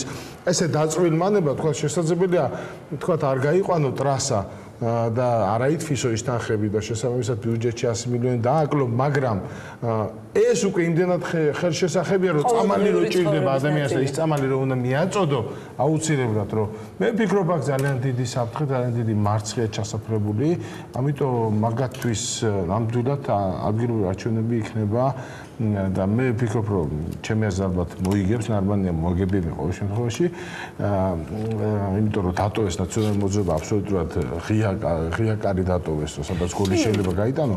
ამიტომ აქ ძალიან დიდი საფრთხე ემუქრება და 6 თვეში თბილისში იქნება ძალიან რთული სიტუაცია იმ თვალსაზრისით, მით უმეტეს ვფიქრობენ, რომ ყველა ეს ხალხი გაუშვან რომლებიც კანონის მიიღეს ამასთან დაკავშირებით ეს იქნება ფატალური შეცდომა, იმიტომ რომ მე ადამიანებს წავაწყდი, რომლებმაც იციან ყოველი ესე იგი ქუჩა, ყოველი მოსახვევი, ყოველი ორმო, ყოველი ლიფტი, ყოველი სახურავი კორპუსის და ეს ადამიანები შეუცვლელები არიან ამ თვალსაზრისით. ამიტომ და იდეოლოგიზირებული ხალხია ესენი, ანუ არ იმუშავებენ ქართულოცნებასთან. არა, ეს ხალხი იმუშავებს, უბრალოდ ამათ მიიღეს კანონი, რომ უნდათ ახლა პირდაპირ დაპირდა. პრემიერ მინისტრი დაპირდა პირდაპირ თავის ამომრჩევლებს, რომ ახლა დაგასახმებთ თქვენო, ესე იგი ხმა მოგვეცით, არ გახსოვთ, როცა იწყებოდა ეს ყველაფერი, ხო? ამიტომ ეს და ბატონ კოტესთან ბოლოს შეკითხვა და უნდა დავასრულო. ბატონ კოტე, რაც ხდებოდა სამი ოდეც იყო პროცესი 4 ივლისი იყო პროცესი სასამართლოს ეზოში. უბრალოდ რაც მოხდა იმის მერე რაც ნახეთ სასამართლოს ეზოში. თქვენ დააკავეს დეპუტატი ბეჟაშვილი, დააკავეს ნაციონალური მოძრაობის რამდენიმე მხარდამჭერი, აქტივისტი და საინტერესო ის არის, რომ ეს ხალხი, მე რასაც ვკითხულობდი, სადაც იპოვეს, თქვა, ერთი იყო საგარეჯოში, მეორე იყო მცხეთაში, მესამე იყო იქ რაღაცა კასპში. უკაცრავად მცხეთაში იყო მარტო მე. მცხეთაში თქვენ იყავით. საგარეჯოში იყო და რაღაც სხვა. მიმოფანტეს საქართველოს სხვადასხვა კუთხე ნუ სადღაც 2 საათის სავალზე ყველა. რა მაინტერესებს იცით? მე დამრჩაში დაბეჭდილება რომ ამად ეს იყო პარანოიის გამოვლინება და მათ ეშინოდათ ერთ ადგილას ამ ხალხის მიყვანის, თქვა სამართველოში, არა ვიცი სადაც მიყავთ ხოლმე, იმიტომ რომ არ უნდათ რომ ხალხი ერთ ადგილას შეკრებილიყო. თუ დაგრჩათ თქვენ და რითი არის? მე როცა მიყვანეს მანქანით ესკორტით თუ რა ქვია პატრული. როცა მიყვანეს მივიყავდით სრულებით სხვაგან, ერთ-ერთ რაიონის თბილისის რაიონულ განყოფილებაში და გზაში მიიღეს ბრძანება რომ რადგან მე ვარ, ამიტომ უნდა წავსულიყავით სამინისტროში. მივიყვანეს სამინისტროში. სამინისტროში მოიყვანეს კიდევ ერთი ყმაწვილი, გოგოხია, კარგიბიტი, რომელიც უკვე მეცხრედ და პუტინის გინებაზე არის. ხო, ნუ პუტინის გინებაზე რომ დააკავეს ეს ცნობილი ყმაწვილია. მე მგონი რაღაცა საერთოდ ეს ბიჭი არჩიეს ბიუჯეტის შემცდებად, იმიტომ რომ ყველაფერზე აკაებენ და ასლას არწმენ. ხო და მესამე მოიყვანეს ბეჟაშვილი, რომელიც ბუნებრივია იქვე რომ გავუგდიჯე რომ დავინახე. კაცი ორჯერ იურიდიული კომიტეტის თავმჯდომარე, ეხა იურიდიული კომიტეტის წევრი, უწყნარესი ადამიანი, რომ აი გამორიცხულია ლევანს ეხა ვინც იცნობს როგორი რა ტიპის. კიდე ძალიან ცუდად აკავებენ თან ანუ. არა, აკავებენ დავინახე და უცებ დაგრეჯილი.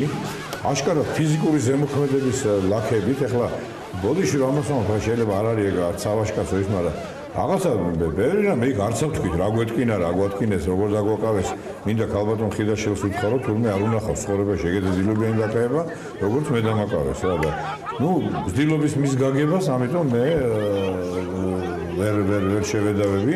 ნუ ხელი დატკენ ხელებს არ გვაჩვენებს. არა, არც მინდოდა რომ საერთოდ არც მინდა დაფექსი არა აქვს, ნიშნავ დაგაკავე, ჯანდაბად. თუმცა თვითონ ამ დაკავების ისე ლევანი კიდევ პროცედურად იყო. დახეული პერანგით რაღაც აი გამხეცებული. კი, მაგრამ ვერ იცნესო, ჯორჯანო მალანდა ის თავის როგორც კი მაგ ქუჩაში შეჯი ვიდექით ეზოში თანამ ჩაგვიყვანდნენ, შეიგრებებოდა. შეიგრება არანორმალური რაოდენობა ადამიანების.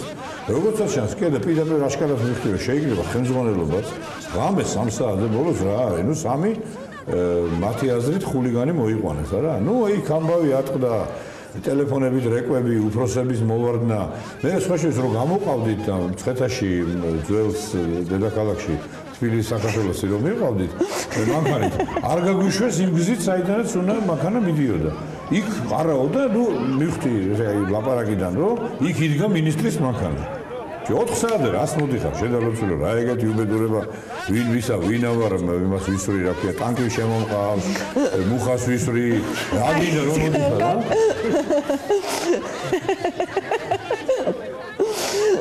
თან ბატონ კოტე დაგვიბრუნდით თუ შეიძლება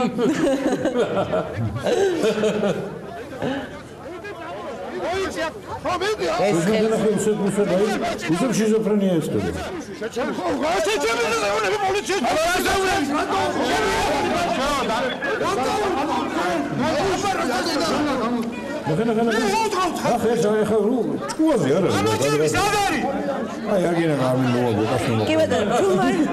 მაინტერესებს ფაქტია რომ თქვენ როგორც საუბრიდან გავიგეთ სამართლოს უბრალოდ ჩამოვიდა იმაში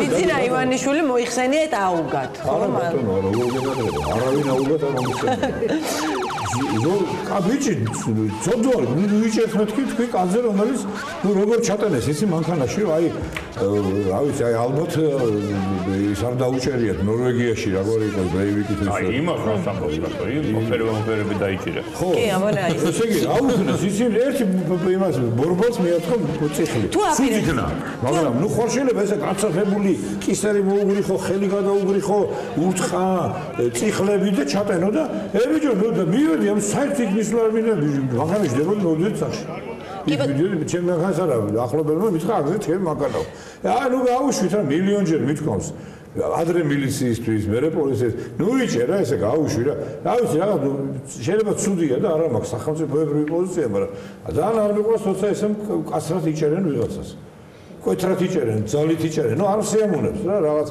ეხლა როდესაც ხედავ რომ რაღაც უბედურება მოხდა მაშინ გასაგებია კაცი მოკლა და რაღაცა საშინელება ჩაიდინა და ანუ რაღაცა ისეთი წვრილმანი უბედურებისთვის ეს მაგრამ აქ რა იყო იცი მე საერთოდ იმ ღამეს აღმოვაჩინე ძალიან საინტერესო სისტემა როგორ არის დალაგებული მთელი პოლიცია აქ არის რამდენიმე ფენა ერთია ბუნებრივია ჩვეულებრივი ბიჭები რომლებიც მუშაობდნენ არც ეხაც მუშაობენ ნუ იმათი არ მიგვირს ეხლა იმათი დავალება აქვს იმათი კონფორმიზმიც მესმის დამთავრებაც არის სულ ერთია იმათის მუშაობენ ჯამაგირია არც აგრესიულებიან ჩვეულებრივი არიან მაგრამ იქ აღმოჩნდა რომ არის ხელმძღვანელობა თლიანად პოლიტიკურად ანუ დეპოლიტიზაცია რა გაუკეთებიათ იცი გაუკეთებიათ ესე იგი იდეური მტრები ნაციონალური მოძრაობის რომელსაც ვეზიზღებით სუყოლანი ანუ პოლიციაში არიან ტიპები რომელსაც მთელი ფენა რაღაც ფენა მოსახლეობის როგორც არჩევნებმა არჩევნა 1/13 ეზიზღება საშინელის ზიზღით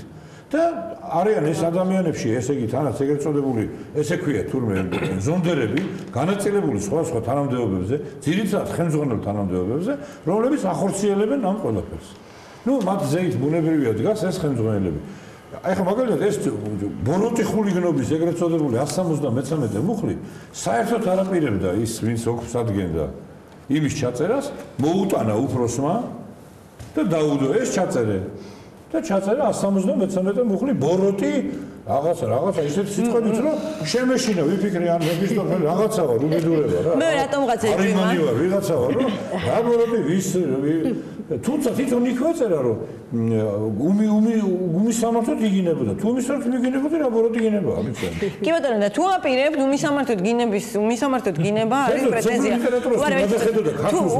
უმისამართოდ გინება მით უმეტეს უმისამართოდ გინებაში პირისპირ შეურაცხყოფა შეიძლება არ ჟდებოდეს გამოხატვის თავისუფლების ჩარჩოებში ანუ განვაზოგადებ ბატონ კოტე განვაზოგადებ კითხვა მაქვს თუ შეიძლება ცუდი წესია კანონი შესაძლოა ხო და იმას ვამბობ თუ აპირებთ ანუ უმისამართო გინებაზე არის საუბარი ხო თუ აპირებთ ამ თემაზე ვთქვით მიმართოთ იგივე საკონსტიტუციო სასამართლოს როცა თქვენ უმისამართოდ იგინებით რომ ეს ჩაითვალოს გამოხატვის თავისუფლებაც და ზოგადად თქვენი კონსტიტუცია არა მე არ ვაპირებ იმიტომ რომ სასამართლოს მიმართვა სჭირდება სპეციალური ცოდნა იურიდიული ტექნიკის მე უბრალოდ არა მე არ ვიცი ახლა ის რომ დავწერო საჩივარ მე არა თქვენ რა ადვოკატი არსებობს ამისთვის ხო მე თქვენ პერსონალურად კი არა თუ აპირებთ თქვენ მომჩი თქვენ რომ თუ იქნებიან დაუშვათ მე ასე მგონია რომ უნდა დავაყენოთ ეს საკითხი საერთოდ რომ იყოს ცვლილებები შეტანილი საერთოდაც კანონმდებლობაში მე მგონია რომ ჩვენ პარტიას უნდა ვთხოვოთ მე მივალდობთ ხო ამას და შევძლებ ვიცნობ რამდენიმეს ვთხოვ რომ დააყენონ ეს საკითხი საიმისოთ რომ ეს მუხლი წვრილმანი ხულიგნობისა მათ შორის მასში შეთან